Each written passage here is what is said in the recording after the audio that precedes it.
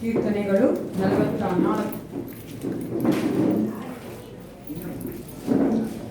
1ರಿಂದ 8ನೇ ವಚನದವರೆಗೂ ನಾವು ಉತ್ತರ ಪ್ರತ್ಯುತ್ತರ ಓದಿಕೊಳ್ಳುವರಾಗಿದ್ದೇವೆ. ಬೇರೆ ರೆಸ್ಪಾನ್ಸಿಬ್ಲಿ ಫ್ರಮ್ ವರ್ಸ್ 1 to 8. 7ನೇ ವಚನದವರೆಗೂ ನಾವು ಪ್ರತ್ಯುತ್ತರ ಓದಿಕೊಂಡವರಾಗಿ 8ನೇ ವಚನ ಒಟ್ಟಾಗಿ ಓದುವವರಾಗಿದ್ದೇವೆ.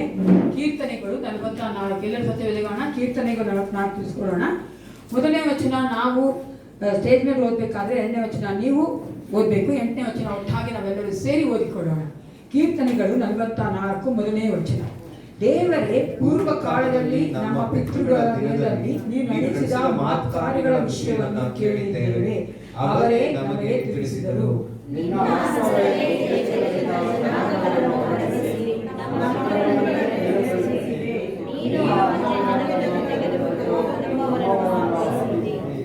ನಮ್ಮ ಪಿತೃಗಳಿಗೆ ಶಕ್ತಿಯೇ ಈ ದೇಶವನ್ನು ಸ್ವಾಧೀನ ಮಾಡಿಕೊಳ್ಳಲಿಲ್ಲ. ಅವರ ಭುಜಬಲವೇ ಅವರಿಗೆ ಜಯ ಕೊಡಲಿಲ್ಲ. ನಿನ್ನ ಭುಜಬಲ, ಹಸ್ತ, ಪ್ರಸನ್ನ ಪ್ರತಿಭೆ ಅವರಿಗೆ ಜಯವನ್ನುಂಟು ಮಾಡಿದವು. ನಿನ್ನ ಒಲುಮೆ ಅವರಿಗಿತ್ತಲ್ಲ.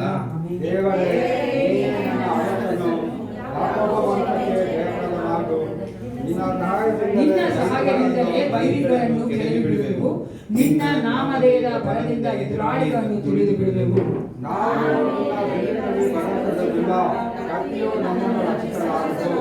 ಹಿಂಸಕರಿಂದ ಬಿಡಿಸಿದವನು ನೀನೇ, ನೀನೇ ಅಳಿಯನಿಗೆ ಆಶಾಭಂಗಪಡಿಸಿದವನು. 8ನೇ ವಚನ ಒತ್ತಾಗಿ ಓದಿಕೊಳ್ಳೋಣ.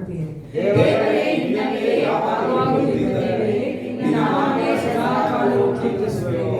ಹೌದು ಪ್ರಿಯರೇ, ಯೇಸು ಕ್ರಿಸ್ತನ ಆ ಒಲುಮೆಯು ಪ್ರೀತಿಯು ನಮ್ಮೊಂದಿಗಿದೆ. ಅದಕ್ಕಾಗಿ ನಾವು ಆತನ ಒಂದು ಮಕ್ಕಳಾಗಿ ಸೇರಿ ಬಂದಿದ್ದೇವೆ ಪ್ರಿಯರೇ.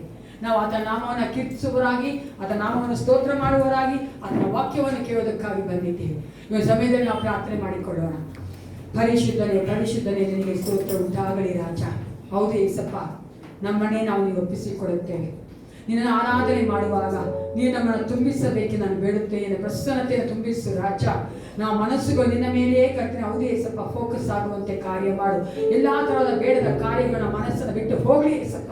ಎಲ್ಲ ಕರ್ತನೆ ಚಿಂತೆಗಳು, ಆಲೋಚನೆಗಳು ಅವರ ಬಿಟ್ಟು ಹೋಗಲಿ ಏಸಪ್ಪ. ನೀವು ನಮ್ಮ ದೇವನಾಗಿದ್ದೆ, ನಮಗಾಗಿ ಯುದ್ಧ ಮಾಡುವಂತ ಕರ್ತನೆ ನೀವು ರಾಜ. ಹೌದು ಏಸಪ್ಪ, ನೀವು ನಮ್ಮ ಮಧ್ಯದಲ್ಲಿ ಕರ್ತನೆ ಮಹಿಮೆ ಹೊಂದಿಕೊಳ್ಳುವಂತೆ ನಮ್ಮನ್ನು ನಡೆಸಿಕೊಳ್ಳಬೇಕೆಂದು ಅಪ್ಪ. ಹೌದು ಏಸಪ್ಪ, ನಿನ್ನ ಆರಾಧನೆ ಪ್ರತಿಯೊಂದು ಭಾಗದಲ್ಲೂ ನೀನು ಮಹಿಮೆ ಹೊಂದಿಕೊಳ್ಳಬೇಕೆಂದು ಯೇಸು ಕ್ರಿಸ್ತನ ನಾಮದಲ್ಲಿ ಪ್ರಾರ್ಥಿಸುತ್ತೇವೆ. ಒಳ್ಳೆಯತನೇ. ಹೌದು ಪ್ರಿಯರೇ, ನಾವು ದೇವರನ್ನ ಆರಾಧನೆ ಮಾಡುವ ಹಾಗೆ, ಪರಿಶುದ್ಧಾತ್ಮ ನಮ್ಮ ಮಧ್ಯೆ ನಾವು ಕರೆಯುವ ಹಾಗೆ ನಾವು ಆಡಾಡಿಕೊಳ್ಳೋಣ.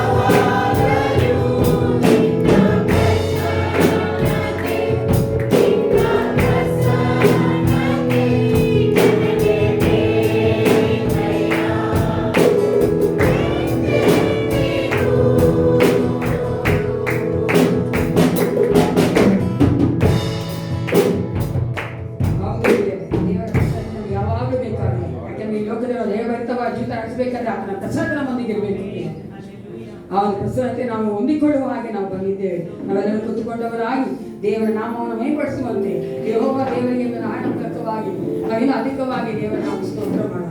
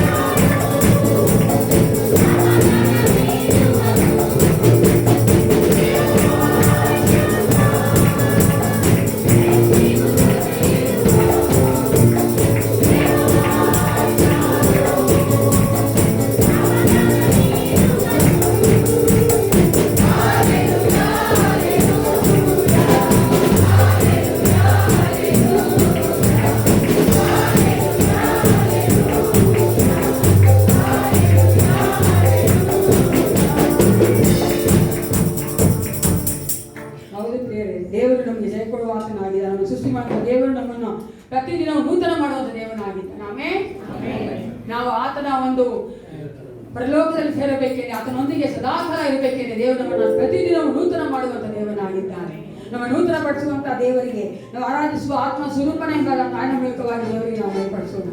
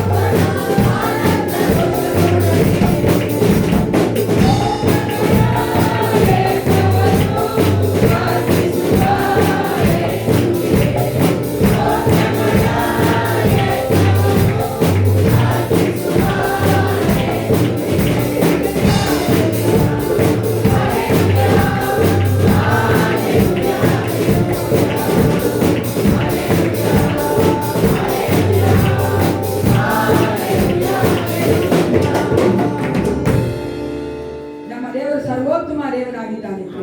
ನಮ್ಮ ಎಲ್ಲ ಸ್ತುತಿ ಸ್ತೋತ್ರಕ್ಕೆ ಆತನ ಒಬ್ಬನೇ ಯೋಗ್ಯ. ನಮ್ಮ ಏಸಪ್ಪ ನಾವು ಸ್ತೋತ್ರ ಮಾಡೋಕೆ ಬೇರೆ ಯಾರು ನಾವು ಸ್ತೋತ್ರ ಮಾಡೋಕ್ಕಾಗಲ್ಲ. ಯಾಕೆ ಆತನ ಒಬ್ಬನೇ ಯೋಗ್ಯನಾಗಿದ್ದಾನೆ. ಆತನನ್ನು ಸೃಷ್ಟಿ ಮಾಡೋ ಸೃಷ್ಟಿಕರ್ತನು ನಮ್ಮೊಂದಿಗಿದ್ದು ಪರಿಶುದ್ಧಾತ್ಮನ ಆಗಿದ್ದು ನಮ್ಮ ನಡೆಸುವ ಆತನಾಗಿದ್ದಾನೆ. ಒಂದು ಕಾಲಕ್ಕೂ ನಮ್ಮನ್ನು ಕೈ ಬಿಟ್ಟಿಲ್ಲ ಪ್ರಿಯರೇ, ಕೈ ಬಿಡೋದು ಇಲ್ಲ. ಅದೇ ನಮ್ಮ ನಂಬಿಕೆ ಪ್ರಿಯರೇ.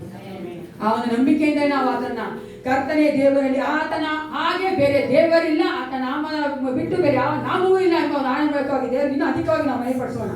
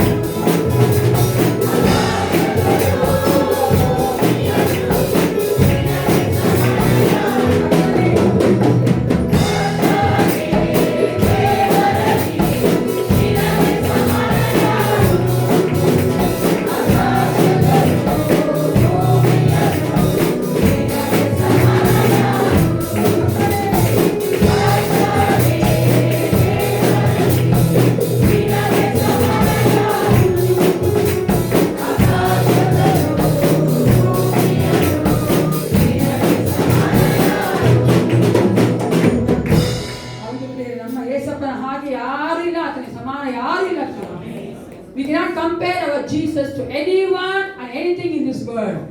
ಈ ಒಂದು ಯೂನಿವರ್ಸ್ ಅಲ್ಲಿ ನೋಡುವುದಾದ್ರೆ ಯಾರಿಗೂ ನಾವು ಆತನಿಗೆ ಸಮಾನ ಮಾಡಕ್ಕೆ ಸಾಧ್ಯವಿಲ್ಲ. ಯಾಕಂದ್ರೆ ಆತನ ಹಾಗೆ ಶಕ್ತಿ ಉಳ್ಳವನು, ಮಹಿಮೆ ಉಳ್ಳವನು, ಆತನ ಹಾಗೆ ನಮ್ಮ ನಡೆಸುವ ಆತನು ಬೇರೆ ಯಾರು ಇಲ್ಲ. ಯಾಕೆ ಆತನೊಬ್ಬನಿಗೆ ಎಲ್ಲಕ್ಕಿಂತಲೂ ಅಧಿಕವಾದ ಶಕ್ತಿ ಇರೋದು, ಆತನೊಬ್ಬನಿಗೆ ಎಲ್ಲಕ್ಕಿಂತ ಅಧಿಕವಾದ ಮಹಿಮೆ ಇರೋದು. ಅದಕ್ಕಾಗಿ ನಾವು ಆತನ ಯಾವುದಕ್ಕೂ ನಾವು ಆತನ ಸಮಾನ ಮಾಡಲು ಸಾಧ್ಯವಿಲ್ಲ. ದೇವರು ನಮ್ಮನ್ನು ಅದ್ಭುತವಾಗಿ ನಡೆಸ್ಕೊಂಡು ಬರ್ತಾ ಇದ್ದಾನೆ. ಅದೇ ಒಂದು ದೊಡ್ಡ ಒಂದು ಅದ್ಭುತವಾಗಿ ನಮ್ಮ ನಡೆಸುವ ದೊಡ್ಡದಾದ ಆತನ ಒಂದು ಕಾರ್ಯವಾಗಿದೆ. ಆತ ನಮ್ಮ ಮನೆಯಲ್ಲಿ ಮಾಡಿರುವ ದೊಡ್ಡ ಒಂದು ಅದ್ಭುತ ನಾವು ನೋಡ್ತಾ ಇದ್ದೇವೆ. ಲೋಕದ ಮೇಲೆ ಬಂದಿರುವಂತಹ ಅನೇಕ ಕಾರ್ಯಗಳು ನಮ್ಮನ್ನು ಮುಟ್ಟದಂತೆ ಆತನು ಕಾಯ್ತಾ ಇದ್ದಾನೆ. ಆಮೆನ್. ಆತನು ಒಳ್ಳೆ ಕುರುಬನಾಗಿದ್ದಾನೆ. ನಮ್ಮನ್ನು ಹಸಿರು ಹುಲ್ಲುಗಾವಲು ನಡೆಸುವಂತ ದೇವರು ಪ್ರಿಯರೇ, ಕಣ್ಣೀರಡಿಗೆ ನಮ್ಮ ನಡೆಸುವಂತ ದೇವರು, ನಮ್ಮೆಲ್ಲ ಕೊರತೆಯನ್ನು ನೀಗಿಸುವಂತ ಯೆಹೋವ ಹೀರಿ ಆಗಿದ್ದಾನೆ. ನಮ್ಮೊಂದಿಗಿರುವಂತ ಯೆಹೋವ ಶಮ ಆಗಿದ್ದಾನಲ್ಲ, ನಮಗೆ ಆರೋಗ್ಯ ಕೊಡುವಂತ ಯೆಹೋವ ರಾಫ ಆಗಿದ್ದಾನೆ ಪ್ರಿಯರೇ. ಅಂತ ದೇವರು ನಾವು ನಮ್ಮೊಂದಿಗೆ ಸ್ನೇಹಿತನಾಗಿರುವಂತ ದೇವರನ್ನ ಒಂದು ತೆಲುಗು ಹಾಡಿನ ಮೂಲಕವಾಗಿ, ಚಿರಕಾಲ ಸ್ನೇಹಿತರಾಗಿ ಹಾಡಿನ ಮೂಲಕವಾಗಿ ಆತ ನಾವು ಮಯಪಡಿಸೋಣ.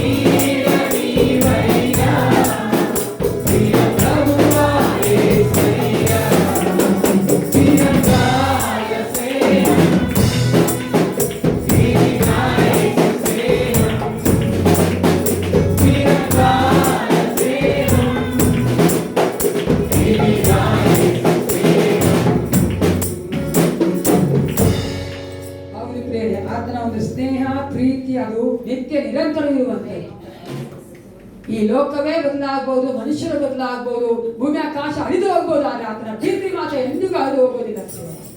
ಆತನ ಪ್ರೀತಿ ನಮ್ಮನ್ನು ಹೊತ್ತುಕೊಂಡಿದೆ. ಆತನ ಪ್ರೀತಿ ನಮ್ಮನ್ನ ಪ್ರತಿ ದಿನ ಸಾಕ್ತಾ ಇದೆ ಪ್ರಿಯರೇ. The love is sustaining us. ನಾವು ಜೀವಂತವಾಗಿದ್ದೇವೆ, ಚೆನ್ನಾಗಿದ್ದೇವೆ ಅಂದ್ರೆ ಅದು ಆತನ ಪ್ರೀತಿ ಒಂದೇ ಪ್ರಿಯರೇ. ಅದಕ್ಕಾಗಿ ಅಂತ ಪ್ರೀತಿಯನ್ನು ನಾವು ಆರಾಧನೆ ಮಾಡುವಂತೆ, ಸ್ತೋತ್ರ ಮಾಡುತ್ತೇವೆ. ನನ್ನ ಪ್ರಾಣ ಇರೋವರೆಗೂ ನಾನು ನಿನ್ನನ್ನೇ ಪ್ರೀತಿಸ್ತೇನೆ ಎಂಬ ನಾಡಿನವಾಗಿ ದೇವರಿಗೆ ನಾವು ಆರಾಧನೆ ಮಾಡೋಣ.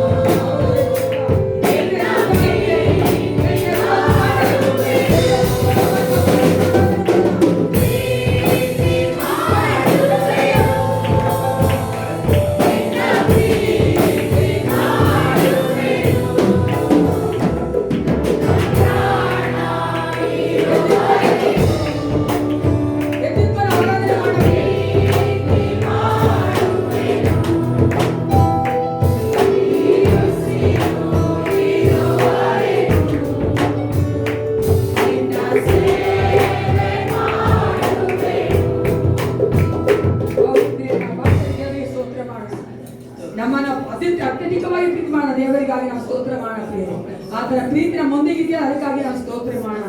ಈ ಲೋಕದಲ್ಲಿ ಯಾರು ಕೂಡ ನನ್ನ ಪ್ರೀತಿಯ ದೇವರು ನಮಗೆ ಕೊಟ್ಟಿದ್ದಾನೆ, ನನ್ನ ಜೀವವನ್ನೇ ನಮಗಾಗಿ ಕೊಟ್ಟಿದ್ದಾನೆ. ಎಲ್ಲರೂ ಬಾಯಿ ತೆಗೆದು ಅವರಿಗೆ ಸ್ತೋತ್ರ ಮಾಡೋಣ. Hallelujah, thank you Lord. ಹೌದು ಪ್ರಿಯರೇ, ಬಾಯಿ ತೆಗೆದು ಆತನಿಗೆ ನೀವು ಸ್ತೋತ್ರ ಮಾಡಿ ಮಹಿಮೆ ಸಲ್ಲಿಸಿ ಕುದುರೆ ಸಲ್ಲಿಸಿ ಪ್ರಿಯರೇ. ಯಾಕಂದ್ರೆ ಆತನು ಎಷ್ಟು ಉಪಕಾರ ನಮ್ಮ ಜೀವಿತದಲ್ಲಿ ಮಾಡಿದ್ದಾನಲ್ಲ. ನಾವು ಜೀವನದಲ್ಲಿದ್ದೇವೆ ಅಂದ್ರೆ ಅದು ಆತನ ಕೃಪೆ ಮಾತ್ರ ತಾನೇ. ಈ ಲೋಕದಲ್ಲಿ ಬರುವಂತ ಯಾವ ಒಂದು ಕಾರ್ಯ ನಮ್ಮ ಕುಟುಂಬದಲ್ಲಿ ಇದೆ ಅಂದ್ರೆ ಅದನ್ನ ಕೃಪೆ ತಾನೇ ಪ್ರಿಯರೇ. ಬಾಯಿ ತೆಗೆದು ಆತನಿಗೆ ಸ್ತೋತ್ರ ಮಾಡಿ. Hallelujah. Jesus, I praise you, Father. Oh, we love you, Jesus. ನೀನೇ ನಮ್ಮ ದೇವರಾಗಿದ್ದಕ್ಕಾಗಿ ನಿನಗೆ ಸ್ತೋತ್ರ ಅಪ್ಪ. ಎವಿಡೆನ್ಸ್ಗಳಾಗಿ ಕಾಯ್ತಾ ಇದ್ದೀರಾ, ನಿನಗೆ ಸ್ತೋತ್ರ ರಾಜ. ಅಪ್ಪ ಯಕ್ಷನಾಯಾಗಿ ಎಲ್ಲ ಕಟ್ಟರೆ ಕಾರ್ಯಗಳ ಮೇಲೆ ನಮಗೆ ಜಯ ಕೊಡ್ತಾ ಇದ್ದಕ್ಕಾಗಿ ನಿನಗೆ ಸ್ತೋತ್ರ ರಾಜ.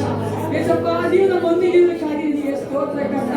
ಸ್ನೇಹಿತನಾಗಿದ್ದೀಯಲ್ಲ ಯೇಸಪ್ಪ, ತಾಯಿಯಾಗಿ ತಂದೆಯಾಗಿ ನಮ್ಮೊಂದಿಗಿದೆಯಲ್ಲ, ಆರೋಗ್ಯದಾಯಕನಾಗಿ ನಮ್ಮೊಂದಿಗಿದೆಯಲ್ಲ, ನಿನಗೆ ಸ್ತೋತ್ರ ರಾಜ. ಓ ಮಹಿಮೆ ನಿನಗೆ, ಮಹಿಮೆ ನಿನಗೆ, ಮಹತ್ವ ನಿನಗೆ, ಗಣಪತಿ ನಿನ್ನೊಬ್ಬನಿಗೆ ಯೇಸಪ್ಪ. ಹೌದು ರಾಜ, ನಿನ್ನೊಬ್ಬನೇ ಯೋಗ್ಯನು ಕರ್ತನೆ, ನಿನ್ನೊಬ್ಬನೇ ಕರ್ತನೆ. ಅವನಿಗೆ ಯೇಸಪ್ಪ ನಮ್ಮ ಸ್ತುತಿಗಳ ಸ್ತೋತ್ರಗಳ ಮಧ್ಯೆ ವಾಸ ಮಾಡಲಿಕ್ಕಾಗಿ ದೇವರಪ್ಪ. Thank you Jesus. ಹಾಲೆಲೂಯಾ. ನಮ್ಮ ಕುಟುಂಬದ ದೇವರಿಗಾಗಿದ್ದಕ್ಕಾಗಿ ನಿನಗೆ ಸ್ತೋತ್ರ, ನನ್ನ ಜೀವನದ ದೇವರಿಗಾಗಿದ್ದಕ್ಕಾಗಿ ನಿನಗೆ ಸ್ತೋತ್ರ ರಾಜ. ಹಾಲೆಲೂಯಾ, ಸ್ತೋತ್ರ, ಹಾಲೆಲೂಯಾ, ಸ್ತೋತ್ರ.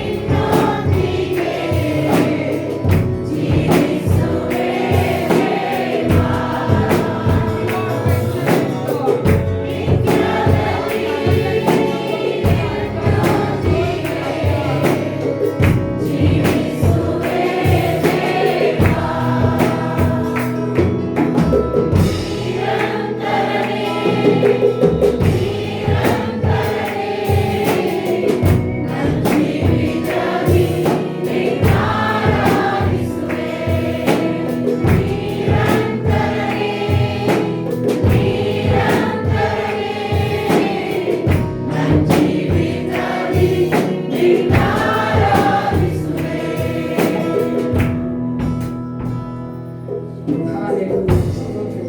ಸ್ತೋತ್ರ ಕರ್ತನೆ. ನಿತ್ಯನೆಂದೂ ನಿಮಗೆ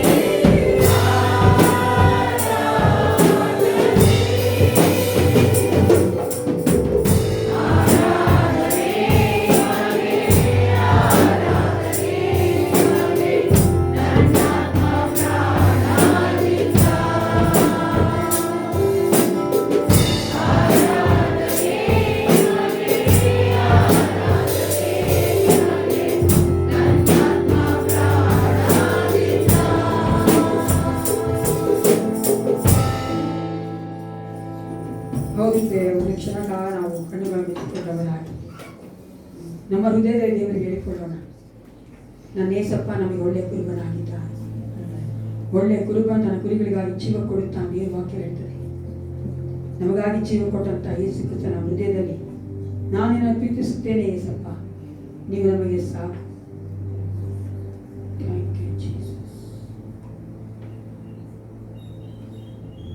ನಮ್ಮ ಎಲ್ಲ ಸ್ತುತಿ ಸ್ತೋತ್ರ ಆರಾಧನೆಗೆ ಯೋಗ್ಯನಾದ ಪರಲೋಕ ತಂದೆ, ಇವತ್ತು ಸಮಯದಲ್ಲಿ ರಾಜ ನಮ್ಮನ್ನೇ ಒಪ್ಪಿಸಿಕೊಳ್ಳುತ್ತೇವೆ ಕರ್ತ.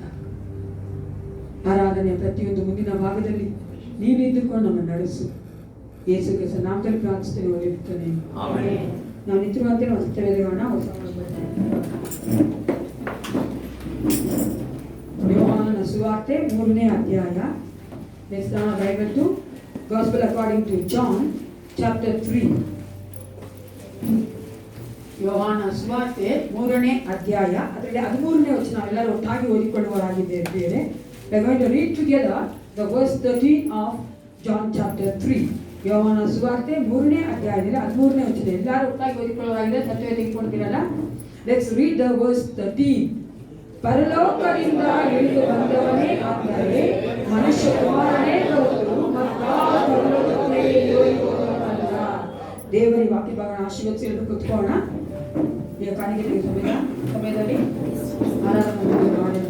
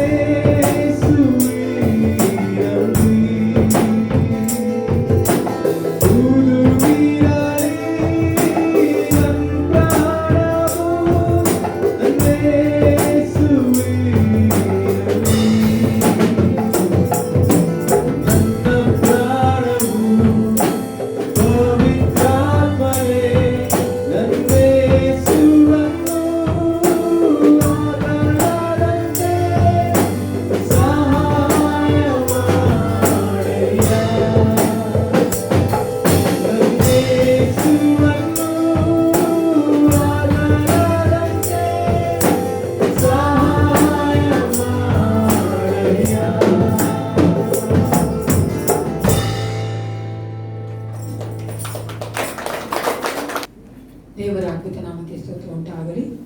ಈ ಒಂದು ಸಮಯದಲ್ಲಿ ಈ ವಾರದ ಜನರಲ್ಲಿ ಆಚರಿಸಿಕೊಳ್ಳುವಂಥವರು ಮದುವೆ ದಿನ ಆಚರಿಸಿಕೊಳ್ಳುವಂಥ ದಯವಿಟ್ಟು ಆದರೆ ಎದ್ದುಕೊಳ್ಳಿ ಇವತ್ತು ನಾವು ಪ್ರಾರ್ಥನೆ ಮಾಡೋಣ. Those who are going to celebrate the birthdays and marriage days, anyone is there, please stand up so that you can pray freely. Christina birthday. Birthday. Birthday. ಆರತಿ ಯಾರು ದೇವರ ಮನೆ ಓ ಮ್ಯಾರೇಜ್ ಡೇ ಬರ್ತಾರೆ ಹೇಳಿ.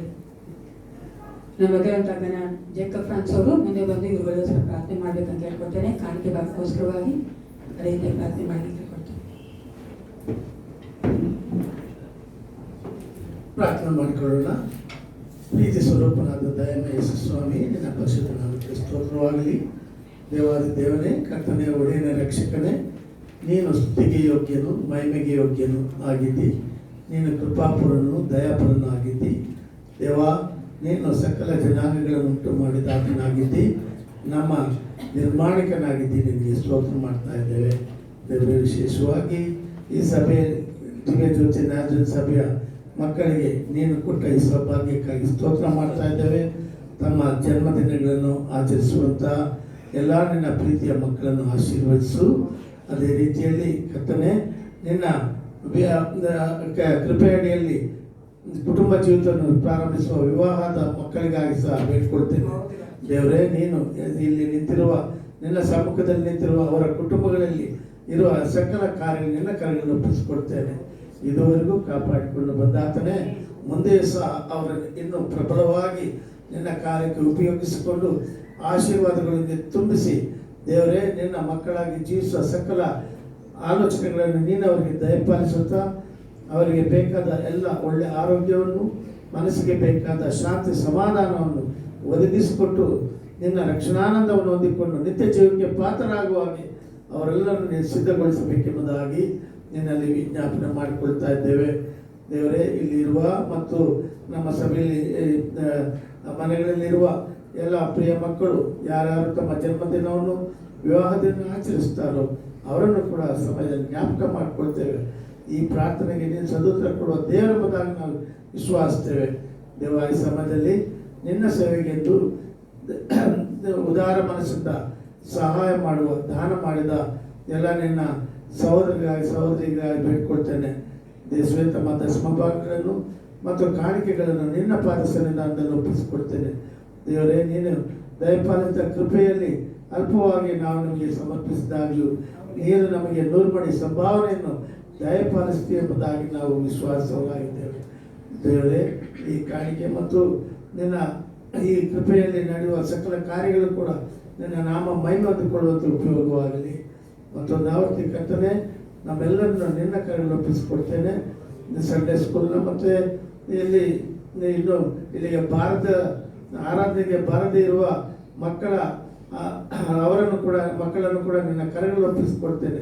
ಅವರನ್ನು ಕೂಡ ಈ ಒಂದು ಭಾನುವಾರದ ಪುನರುತ್ಥಾನದ ದಿನದಲ್ಲಿ ವಿಶೇಷ ರೀತಿಯಲ್ಲಿ ಆಶೀರ್ವದಿಸ ದೇವರೇ. ಪರಿಸ್ಥಿತಿಗಳು ಹೇಗೆ ಇದ್ದರೂ ಕೂಡ ನಿನ್ನ ಮಕ್ಕಳಾಗಿ ಜೀವಿಸುವಂತೆ ಮುಂದಿನ ದಿನಮಾನಗಳಲ್ಲಿ ನಾವು ಒಳ್ಳೆಯದನ್ನೇ ಎದುರು ನೋಡುವ ಹಾಗೆ ನಿನ್ನ ಸನ್ನಿಧಾನದಲ್ಲಿ ನಮ್ಮ ಈ ಪ್ರಾರ್ಥನೆಗಳನ್ನು ಯೇಸು ನಾಮದಲ್ಲಿ ಬೇಡ್ಕೊಳ್ತೇನೆ ಪ್ರೀತಿಯುಳ್ಳ ತಂದೆಯೇ, ಆಮೆನ್.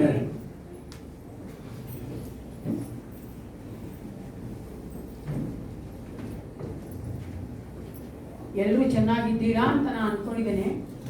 ಯಾಕೆ ಚೆನ್ನಾಗಿಲ್ಲ? ಅಯ್ಯಯ್ಯ, ಯಾರೋ ಒಬ್ಬರು ಚೆನ್ನಾಗಿಲ್ಲ.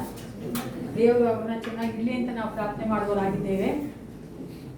ಈ ಒಂದು ಸಮಯದಲ್ಲಿ ನಮ್ಮ ಎದುರುವಂತಹ ಗಿರೀಶ್ ಅವರು ಮುಂದೆ ಬಂದು ಈ ವಾರದ ಅನೌನ್ಸ್ಮೆಂಟ್ ಓದಬೇಕು.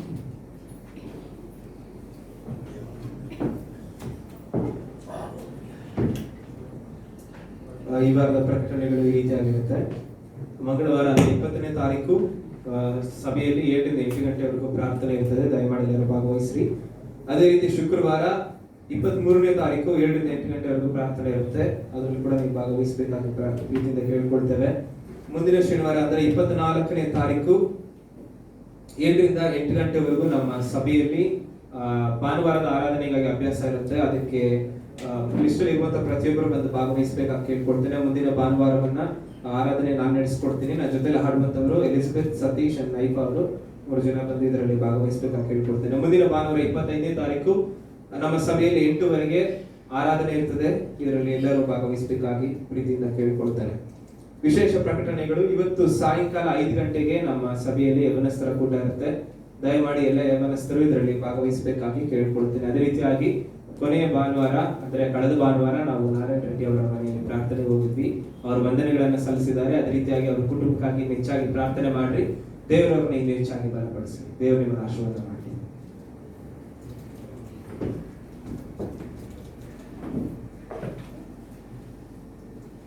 ನಾರಾಯಣ ರೆಡ್ಡಿ ಅವರ ಮಗಳ ಮದುವೆಗೋಸ್ಕರ ನೀವು ಪ್ರಾರ್ಥನೆ ಮಾಡ್ಕೊಳ್ಳಿ. ಅದೇ ತಾಯಿ ನಮ್ಮ ಸಭೆಯಲ್ಲಿರುವಂಥ ವನಿತಾ ಸಿಸ್ಟರ್ ಅವರು ಕೆರಡೆ ಬಿದ್ದು ಕಾಲಿಗೆ ಗಾಯ ಆಗಿದೆ.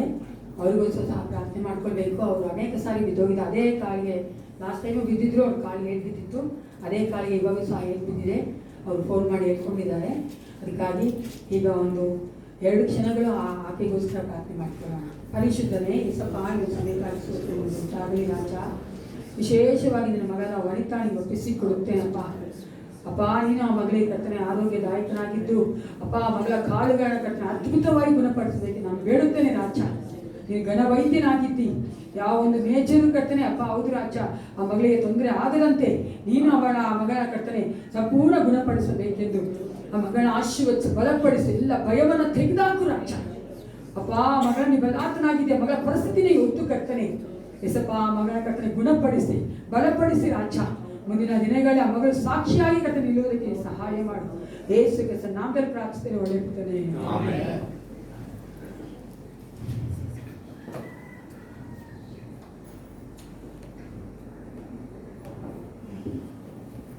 ಸ್ವಲ್ಪ AC ಕೂಲ್ ಆಗೋದು ಸ್ವಲ್ಪ ಕಮ್ಮಿ ಮಾಡಿದ್ರೆ ಚೆನ್ನಾಗಿರುತ್ತೆ. ಎಲ್ಲ ಆಶಯಕ್ಕೆ ಹೋಗ್ಬಿಟ್ಟಿದಾರ.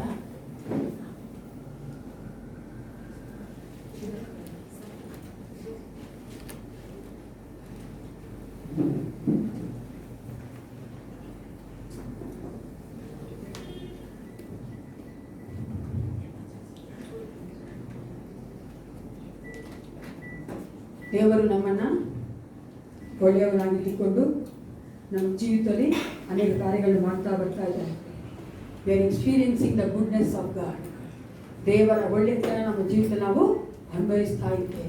ಆಮೇಲೆ ಪ್ರತಿದಿನ ಪ್ರತಿ ಕ್ಷಣ ದೇವರು ವಾಕ್ಯ ಹೇಳುವಂತೆ ದೇವರು ನಮ್ಮ ಅನುದಿನದ ಭಾರವನ್ನು ಹೊತ್ತಾತನಾಗಿದ್ದಾನೆ. ನಾವು ಯೇಸಪ್ಪನ ಮಕ್ಕಳು, ವಿಶ್ವಾಸಿಗಳು ಭಯಪಡೋದು ಬೇಡ. ದೇವರು ನಮ್ಮ ಭಾರವನ್ನು ಹೊತ್ತುಕೊಂಡವನಾಗಿ ನಮ್ಮೊಂದಿಗೆ ನಡೆಯುವಂಥ ದೇವರನ್ನಾಗಿದ್ದಾನೆ. ನಾವು ಫಸ್ಟ್ ಸಂಡೇ 4th ಅದೇ ದಿನ ಆಗಿತ್ತು ಜೋರ ಈಸ್ಟರ್ ಸಂಡೇ ನಾವು ರಿಸರೆಕ್ಷನ್ ಅಲ್ವಾ, ಯೇಸು ಕ್ರಿಸ್ತನ ಒಂದು ಪುನರುತ್ಥಾನ ದಿನವನ್ನ ಕೊಂಡಾಡಿದ್ವಿ. ಆಗ ನಾನು ಒಂದು ಮೆಸೇಜ್ ಕೊಟ್ಟಿದ್ದೆ, ಮೆಸೇಜ್ ಆಫ್ ಈಸ್ಟರ್ ಸಂಡೇ ಅಲ್ವಾ. ಯೇಸು ಕ್ರಿಸ್ತನ ಪುನರುತ್ಥಾನ ಆಗಿದ್ದನ್ನು ನಾವು ಕೇಳಿದ್ದೇವೆ. ಆ ಒಂದು ಮೆಸೇಜ್ ಅನ್ನು ನಾವು ಲಾಲಿಸಿದ್ದೇವೆ. ಕಳೆದ ವಾರ ನಮ್ಮ ಗಿರೀಶ್ ಅವರು ಮೆಸೇಜ್ ಕೊಟ್ಟರು. ಮೆಸೇಜ್ ಕೊಡೋಕೆ ಮುಂಚೆನೇ ಅವ್ರು ಕೇಳಿದ್ರು. ನಾನು ಲಾಸ್ಟ್ ಸಮಯ ಅದೆಲ್ಲ ಹಿಂದಿನ ಒಂದು ತಿಂಗಳಲ್ಲಿ ಯಾವ ಮೆಸೇಜ್ ಕೊಟ್ಟಿದ್ದೆ ನಾವು ಯಾರು ಹೇಳಿಲ್ಲ. ಅದಕ್ಕೆ ಅವ್ರು ಹೇಳ್ತಾ ಇದ್ರು, ಏಸಪ್ಪ ಇವ್ರಿಗೆ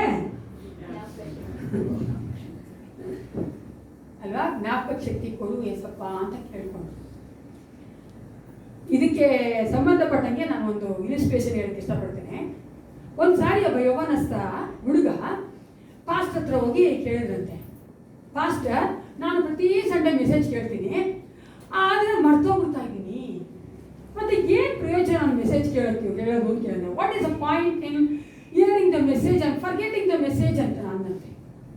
ನಾನು ಮರ್ತೋಗ್ತೀನಿ, ಏನು ಪ್ರಯೋಜನ ಕೇಳೋದ್ರಿಂದ ಅಂತ. ಹಾಗೆ ಸಮಪಾಲಕರು ಹೇಳಿದಂತೆ, ನನ್ನ ಹೆಂಡತಿ ನನಗೆ ಪ್ರತಿದಿನ ಅಡುಗೆ ಮಾಡಿಕೊಡ್ತಾಳೆ, ನಾನು ಪ್ರತಿದಿನ ತಿಂತಾ ಇದ್ದೀನಿ.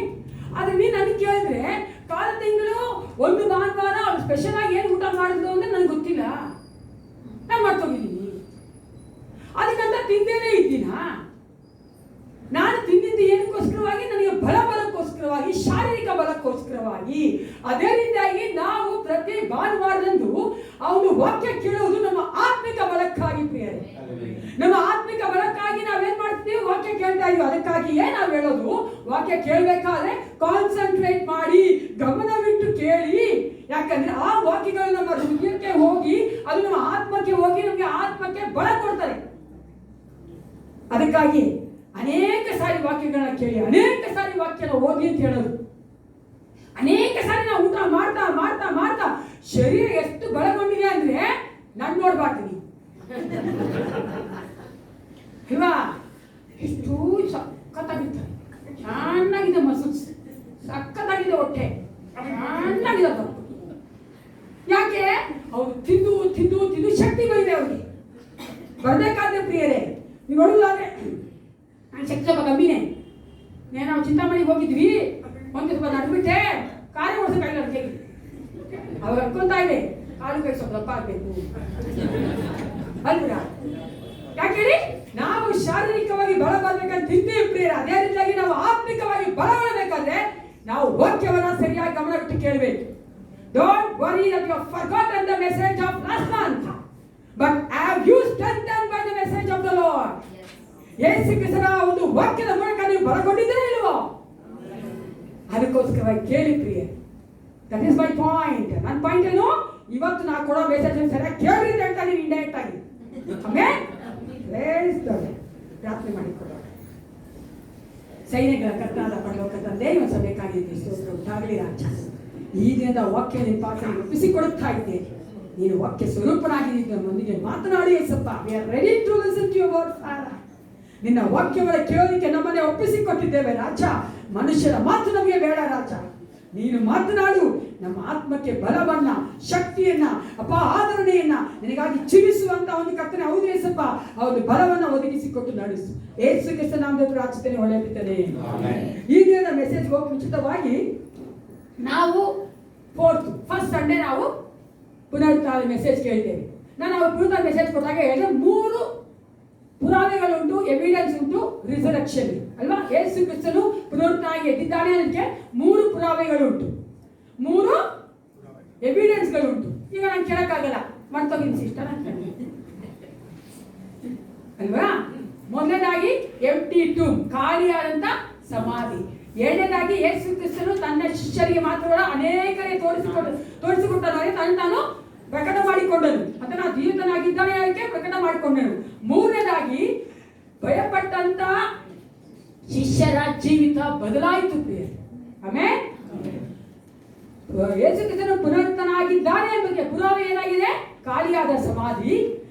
ಯೇಸು ಕ್ರಿಸ್ತ ತನ್ನ ತೋರಿಸಿಕೊಟ್ಟಿದ್ದು. ಮೂರನೇದಾಗಿ ತನ್ನ ಶಿಷ್ಯರ ಜೀವಿತ ಬದಲಾಗಿದ್ದು.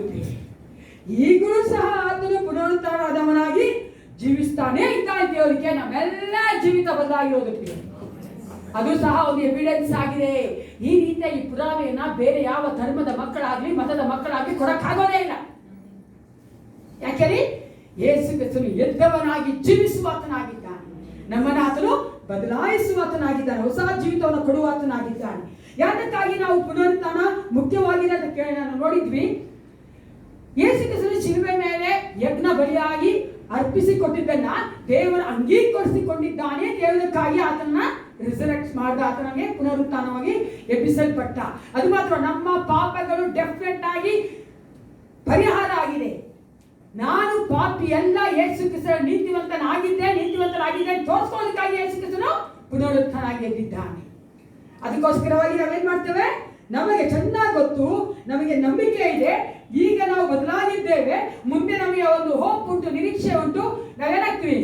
ನಿತ್ಯಕ್ಕೂ ಯೇಸು ಕ್ರಿಸ್ತನಲ್ಲಿ ಪರಲೋಕದಲ್ಲಿ ಜೀವಿಸುವವರಾಗಿದ್ದೇವೆ. ಅದಕ್ಕಾಗಿ ಯೇಸು ಕ್ರಿಸ್ತನು ಪುನರುತ್ಥಾನಾಗಿ ಎದ್ದನು. ಯೂಶುವಲ್ ಆಗಿ ನೋಡುವುದಾದ್ರೆ ಪುನರುತ್ಥಾನ ಕುರಿತಾಗಿ ನಮ್ಗೆ ಏನಿದೆ? ಒಂದು ಹಬ್ಬ ಇದೆ ಅಲ್ವಾ? ಈಸ್ಟರ್ ಪಂಡಿಗೆ, ಈಸ್ಟರ್ ಹಬ್ಬ ವಿಶೇಷ ಚೆನ್ನಾಗಿದೆ. ಈಸ್ಟರ್ ಹಬ್ಬ ಇದೆ. ಏನಕ್ಕೋಸ್ಕರ? ಪುನರುತ್ಥಾನ ಆದ್ರೂ ಯೇಸಪ್ಪ. ನಾನು ಲಾಸ್ಟ್ ಫಸ್ಟ್ ವೀಕ್ ಕೊಟ್ಟಾಗಲೇ ಫಸ್ಟ್ ಸಂಡೇ ಕೊಟ್ಟಾಗ ಹೇಳಿದೆ ನಮಗೆ ಪ್ರತಿದಿನ ಈಸ್ಟರೇ. ಯಾಕೆ ನಾನು ಮರೆಯೋದಿಲ್ಲ ಪ್ರಿಯ ನಮ್ಮ ಗಣ ನೋಡ್ರಾಜೋಡಿ ಯಾವಾಗಲೂ ಇರ್ತಾರೆ. ಸಬ್ಬತ್ ದಿನ ಅಲ್ಲ, ಪುನರುತ್ಥಾನ ದಿನ. ಪುನರುತ್ಥಾನ ದಿನ ಪ್ರತಿ ಸಂಡೇ ಮಾಡ್ತಾ ಇದ್ದೆ. ಯೇಸು ಕ್ರಿಸ್ತನ ಪುನರುತ್ಥಾನ ಆದ ನಂತರ ಆದಂತ ಕಾರ್ಯವನ್ನ ಈಗ ನಾವು ನೋಡಲು ಹೋಗ್ತಾ ಇದ್ದೇವೆ. Ascension of Jesus Christ. ಯೇಸು ಕ್ರಿಸ್ತನ ಸ್ವರ್ಗಾರೋಹಣವಾಗಿ ಒಯ್ಯಲ್ಪಟ್ಟಿದ್ದನ್ನ ಈಗ ನಾವು ನೋಡಲು ಹೋಗ್ತಾ ಇದ್ದೇವೆ. ಯೂಶುವಲ್ ಆಗಿ ನಾವು ಮೆಸೇಜ್ ಕೇಳೋದಿಲ್ಲ ಅಲ್ವಾ? ಪುನರುತ್ಥಾನ ಆದ್ರೆ ಯೇಸಪ್ಪ, ಪುನರುತ್ಥಾನ ಆದ ಮೇಲೆ ಆತನ ಏನಾಗಿದ್ದಾನೆ? ಸ್ವರ್ಗಾರೋಹಣವಾಗಿದ್ದಾನೆ. ಏನಾಗಿದ್ದಾನೆ? ಪರಲೋಕಕ್ಕೆ ಏರಿ ಹೋಗಿದ್ದಾನೆ. ನೀವು ನೋಡುವುದಾದ್ರೆ ಯೇಸು ಕ್ರಿಸ್ತನು ಸತ್ತನು ಪುನರುತ್ಥಾನ ಗೆದ್ದನು ಅಲ್ವಾ? ಶಿಷ್ಯರು ಚೆನ್ನಾಗಿ ಗೊತ್ತು ಆತನು ಜೀವಿತನಾಗಿದ್ದಾನೆ, ಆತನು ಜೀವಿಸ್ತಾ ಇದ್ದಾನೆ ಅಂತ. ಅದ ನಂತರ ನೀವು ನೋಡುವುದಾದ್ರೆ ಅಪೊಸ್ತಲರು ಶಿಷ್ಯರು ಕಲ್ತ್ಕೊಬೇಕಾಗಿತ್ತು ಯೇಸು ಕ್ರಿಸ್ತನ ಪುನರುತ್ಥಾನ ಆಗಿದ್ದಾನೆ, ಆದರೆ ಆತನು ನಿತ್ಯವೂ ಅವರೊಂದಿಗೆ ಇರೋದಿಲ್ಲ ಅಂತ. ಯಾಕೆ ಹೇಳಿ? ಆತನ ಪುನರುತ್ಥಾನ ಆದಮೇಲೆ ಏನಾಗಬೇಕಾಗಿದೆ? ಈಗ ಆತನು ಏನ್ ಮಾಡಬೇಕಾಗಿದೆ? ಎಷ್ಟು ದಿನಗಳ ಕಾಲ ಯೇಸು ಕ್ರಿಸ್ತನ ಶಿಷ್ಯರೊಂದಿಗೆ ಇದನ್ನು ಪುನರುತ್ಥಾನ ಆದಮೇಲೆ? ಜೋರಾಗಿ ಗಮನ ಇಟ್ಟು ಅದಕ್ಕೆ ವಾಕ್ಯ ಕೇಳುವುದಾದ್ರೆ ತಪ್ಪುಗಳನ್ನು ಸರಿಯಾಗಿ ನೋಡ್ಬೋದು. ಒಬ್ಬ ಸೇವಕರು ಮೆಸೇಜ್ ಕೊಡ್ತಾ ಇದ್ದಾಗ 50 ದಿನ ಅಂದ್ಬಿಟ್ಟು. ಎಷ್ಟು ದಿನ? 50 ದಿನನಾ? ಅವ್ರು ಹೇಳಿದ್ದು ಬೈಬಲ್ ಹೇಳಿದ್ರು 40 ದಿನಗಳು. 40 ದಿನಗಳು ದೇವರು ಅವರೊಂದಿಗೆ ಇದ್ರು ನಾವು ನೋಡ್ತೇವೆ. 40 ದಿನಗಳು ಸಹ ಯೇಸು ಕ್ರಿಸ್ತನು ಅವರೊಂದಿಗೆ ಇದ್ರು, ಆದರೆ ಯಾವಾಗಲೂ ಅವರೊಂದಿಗೆ ಇರ್ತಾ ಇರಲಿಲ್ಲ. ಅವಾಗ ಬಂದು ಹೋಗ್ಬಿಡ್ತಾ ಇದ್ರು. ಯಾಕೆ ಆ ರೀತಿಯಾಗಿ ಮಾಡಿದ್ರು ಗೊತ್ತಾ? ಏಸಪ್ಪನಿಗೆ ಶಿಷ್ಯರೇ ಕಳ್ಸಿಕೊಡ್ಬೇಕಾಗಿತ್ತು. ಶಿಷ್ಯರು ತಿಳ್ಕೊಳ್ಬೇಕು ಯೇಸು ಕ್ರಿಸ್ತನು ಜೀವಿಸ್ತಾ ಇದ್ದಾನೆ ಅಂತ ತೋರಿಸೋದಕ್ಕೋಸ್ಕರ ಯೇಸು ಕ್ರಿಸ್ತನು ಅವರಿಗೆ ಪ್ರಕಟ ಮಾಡ್ಕೊಂಡನು. ಎರಡನೇದಾಗಿ ಅವ್ರಿಗೆ ಗೊತ್ತಿರಬೇಕು ಫ್ಯೂಚರ್ ಅಂದ್ರೆ ಮುಂದಿನ ದಿನಗಳಲ್ಲಿ ಯೇಸು ಕ್ರಿಸ್ತನು ಅವರೊಂದಿಗೆ ಇರೋಕ್ಕೆ ಹೋಗೋದಿಲ್ಲ. ಅರ್ಥ ಆಯ್ತಲ್ಲ? ಶಾರೀರಿಕವಾಗಿದ್ರು ಯೇಸು ಕ್ರಿಸ್ತನು ಅವರೊಂದಿಗೆ 3.5 ವರ್ಷ. ಆದ ನಂತರ ಅವರು ಪುನರುತ್ಥಾನ ಆದಮೇಲೆ 40 ದಿನಗಳ ಕಾಲ ಯೇಸು ಕ್ರಿಸ್ತನು ಅವರಿಗೆ ತೋರಿಸ್ಕೊಟ್ಟು ನಾನು ಜೀವಿಸ್ತಾ ಇದ್ದೇನೆ ಅಂತ. ಅದೇ ರೀತಿ ಅವಾಗ ಬರ್ತಾ ಇದ್ರು. ಯಾಕೆಂದ್ರೆ ನಾನು ಮುಂದಿನ ದಿನಗಳ ನಿಮ್ಮೊಂದಿಗೆ ಯಾವಾಗಲೂ ಇರೋದಿಲ್ಲ ಅನ್ನೋ ತೋರಿಸೋದಕ್ಕೋಸ್ಕರವಾಗಿ. ಅದಕ್ಕೋಸ್ಕರವಾಗಿ ನಾವು ನೋಡ್ತೇವೆ ಮತ್ತಾಯನ ಸುವಾರ್ತೆಯಲ್ಲಿ ಈ ಒಂದು ಅಸೆನ್ಷನ್ ಅಥವಾ ಒಂದು ಸುರ್ಗಾರೋಹದ ಒಂದು ರೆಕಾರ್ಡ್ ಆಗಿಲ್ಲ. ಅದರ ಲೂಕನು 2 ಸಾರಿ ಬರೀತಾನೆ. ಲೂಕನ ಸುವಾರ್ತೆ 24:44-52 ಓದೋದು ಬೇಡ. ಮತ್ತು ಅಪೊಸ್ತಲರ ಕೃತ್ಯ 1:6-12 ನಾವು ನೋಡ್ತೇವೆ. ಈ ರೀತಿಯಾಗಿ ಆ ಒಂದು ಅಸೆನ್ಷನ್ ಅಥವಾ ಸ್ವರ್ಗಾರೋಹಣ ಪರಲೋಕಕ್ಕೆ ಏರಲ್ಪಟ್ಟಂತ ಒಂದು ಕಾರ್ಯವನ್ನಾಗಿ ನಾವು ನೋಡುವವರಾಗಿದ್ದೇವೆ. ಇಲ್ಲಿ 2 ಲೂಕನ ಬರೆದ 2 ಕಡೆಗಳಲ್ಲಿ ಸಹ ನೋಡುವುದಾದ್ರೆ ವ್ಯತ್ಯಾಸ ಉಂಟು. ಏನ್ ವ್ಯತ್ಯಾಸ ಅಂದ್ರೆ ಅಪೊಸ್ತಲರ 1:12 ಓದೋಣ. ಅಪೊಸ್ತಲರ ಕೃತ್ಯ 1:12. ಆಗ ಅವರು ಎಣ್ಣೆ ಮರಗಳ ತೋಪು ಎನಿಸಿಕೊಳ್ಳುವ ಗುಡ್ಡದಿಂದ ಯೆರೂಸಲೇಮಿಗೆ ಹಿಂತಿರುಗಿ ಬಂದರು. ಆ ಗುಡ್ಡಕ್ಕೂ ಯೆರೂಸಲೇಮಿಗೂ ಸಬ್ಬತ್ ದಿನದಲ್ಲಿ ಪ್ರಯಾಣ ಮಾಡುವಷ್ಟು ದೂರ. ನೀವು ಮೊದಲನೇ ಅನ್ಕೊಂಡ್ರೆ ನೀವು ಲೂಕದಲ್ಲಿ ಓದಿ ನೋಡುವುದಾದ್ರೆ ಅಲ್ಲಿ ಬೆತಾನಿ ಅಂತ ಹೇಳ್ತಾರೆ. ಇಲ್ಲಿ ಯಾವ ಗುಡ್ಡ ಅದು? ಎಣ್ಣೆ ಮರದ ಗುಡ್ಡ, ಮೌಂಟ್ ಆಫ್ ಆಲಿವ್ಸ್ ಅಲ್ವಾ? ಇಲ್ಲಿ ಯಾವುದೊಂದು ವಿರೋಧವಾಗಿ ಮಾಡ್ತಾ ಇಲ್ಲ ಅಲ್ಲಿ ಲೂಕನು. ನೀವು ನೋಡುವುದಾದ್ರೆ ಬೆತಾನಿ ಇರುವುದು ಆ ಒಂದು ಮೌಂಟ್ ಆಲಿವ್ ಅಥವಾ ಎಣ್ಣೆ ಮರದ ಗುಡ್ಡದ ಕೆಳಗಡೆ ಇಳಿದು ಬರ್ಬೇಕಾದ್ರೆ ಇಳಿಜಾರಿನಲ್ಲಿ ಇರುವಂತಹ ಒಂದು ವಿಲೇಜ್ ಒಂದು ಹಳ್ಳಿ ಆಗಿದೆ. ಅಲ್ಲಿ ಯೇಸು ಕ್ರಿಸ್ತನು ಒಯ್ಯಲ್ಪಟ್ಟನು. ಆ ಒಂದು ಬೆಟ್ಟದಲ್ಲಿ ನಾವು ನೋಡುತ್ತೇವೆ ಪರ್ವತದಲ್ಲಿ ಆತನು ಒಯ್ಯಲ್ಪಟ್ಟನು. ಅದೇ ರೀತಿ ಎರಡನೇ ಒಂದು ವ್ಯತ್ಯಾಸ ನೀವು ನೋಡುವುದಾದ್ರೆ ಲೂಕನ ಬರೆದ ಅಪೊಸ್ತಲರ ಕೃತ್ಯದಲ್ಲಿ ಯೇಸು ಕ್ರಿಸ್ತನು ತನ್ನ ಶಿಷ್ಯರನ್ನ ಆಶೀರ್ವದಿಸೋದಿಲ್ಲ, ಆದರೆ ಲೂಕ ನೋಡಿದ್ರೆ ಆಶೀರ್ವದಿಸ್ತಾನೆ. ಆದರೆ ಅಪೊಸ್ತಲರ ಕೃತ್ಯದಲ್ಲಿ ಯೇಸು ಕ್ರಿಸ್ತನು 2 ಕಾರ್ಯ ಮಾಡ್ತಾನೆ. ಏನ್ ಗೊತ್ತಾ? 1:8 ಓದೋಣ. ಅಪೊಸ್ತಲರ ಕೃತ್ಯ 1:8 ಓದ್ರಿ. ಆದರೆ ಪವಿತ್ರಾತ್ಮ ನಿಮ್ಮ ಮೇಲೆ ಬರಲು ನೀವು ಬಲವನ್ನು ಹೊಂದಿ ಯೆರೂಸಲೇಮಿನಲ್ಲಿಯೂ ಎಲ್ಲ ಯೂದಾಯ ಸಮಾರ್ಯ ಸೀಮೆಗಳಲ್ಲಿಯೂ ಭೂಲೋಕದ ಕಟ್ಟಕಡೆಯವರೆಗೂ ನನಗೆ ಸಾಕ್ಷಿಗಳಾಗಿರಬೇಕು ಅಂದನು. ಇಲ್ಲಿ 2 ಕಾರ್ಯ ದೇವರು ಹೇಳಿದ್ರು. ಏಸಪ್ಪ ಹೇಳಿದ 2 ಕಾರ್ಯ ಯಾವುದು? ಒಂದು ವಾಗ್ದಾನ, ಒಂದು ಕೆಲಸ ಕೊಟ್ಟರು, ಟಾಸ್ಕ್ ಅಥವಾ ಒಂದು ಮಿಷನರಿ ಅಥವಾ ಮಿಷಿನ್ ಅಥವಾ ಏನ್ ಸೇವೆ ಮಾಡೋದಕ್ಕೋಸ್ಕರ ಹೇಳಿದ್ರು. ಮೊದಲೇನು? ಪವಿತ್ರಾತ್ಮ ನಿಮ್ಮ ಮೇಲೆ ಬರಲು ನಿಮ್ಗೆ ಏನ್ ಬರ್ತಂತೆ? ಪವಿತ್ರಾತ್ಮ ಬರಲು ನಿಮ್ಗೆ ಏನ್ ಬರ್ತಂತೆ? ಯಾರಿಗೆಲ್ಲ ಬಲ ಬಂದಿದೆ? ಎಲ್ಲರೂ ಎತ್ತಬೇಕು ಕೈನ. ಶಾರೀರಿಕ ಬಲ ಬರೋದಿಲ್ರಿ, ಆತ್ಮಿಕ ಬಲ ಬರೋದು. ಓಕೆನಾ?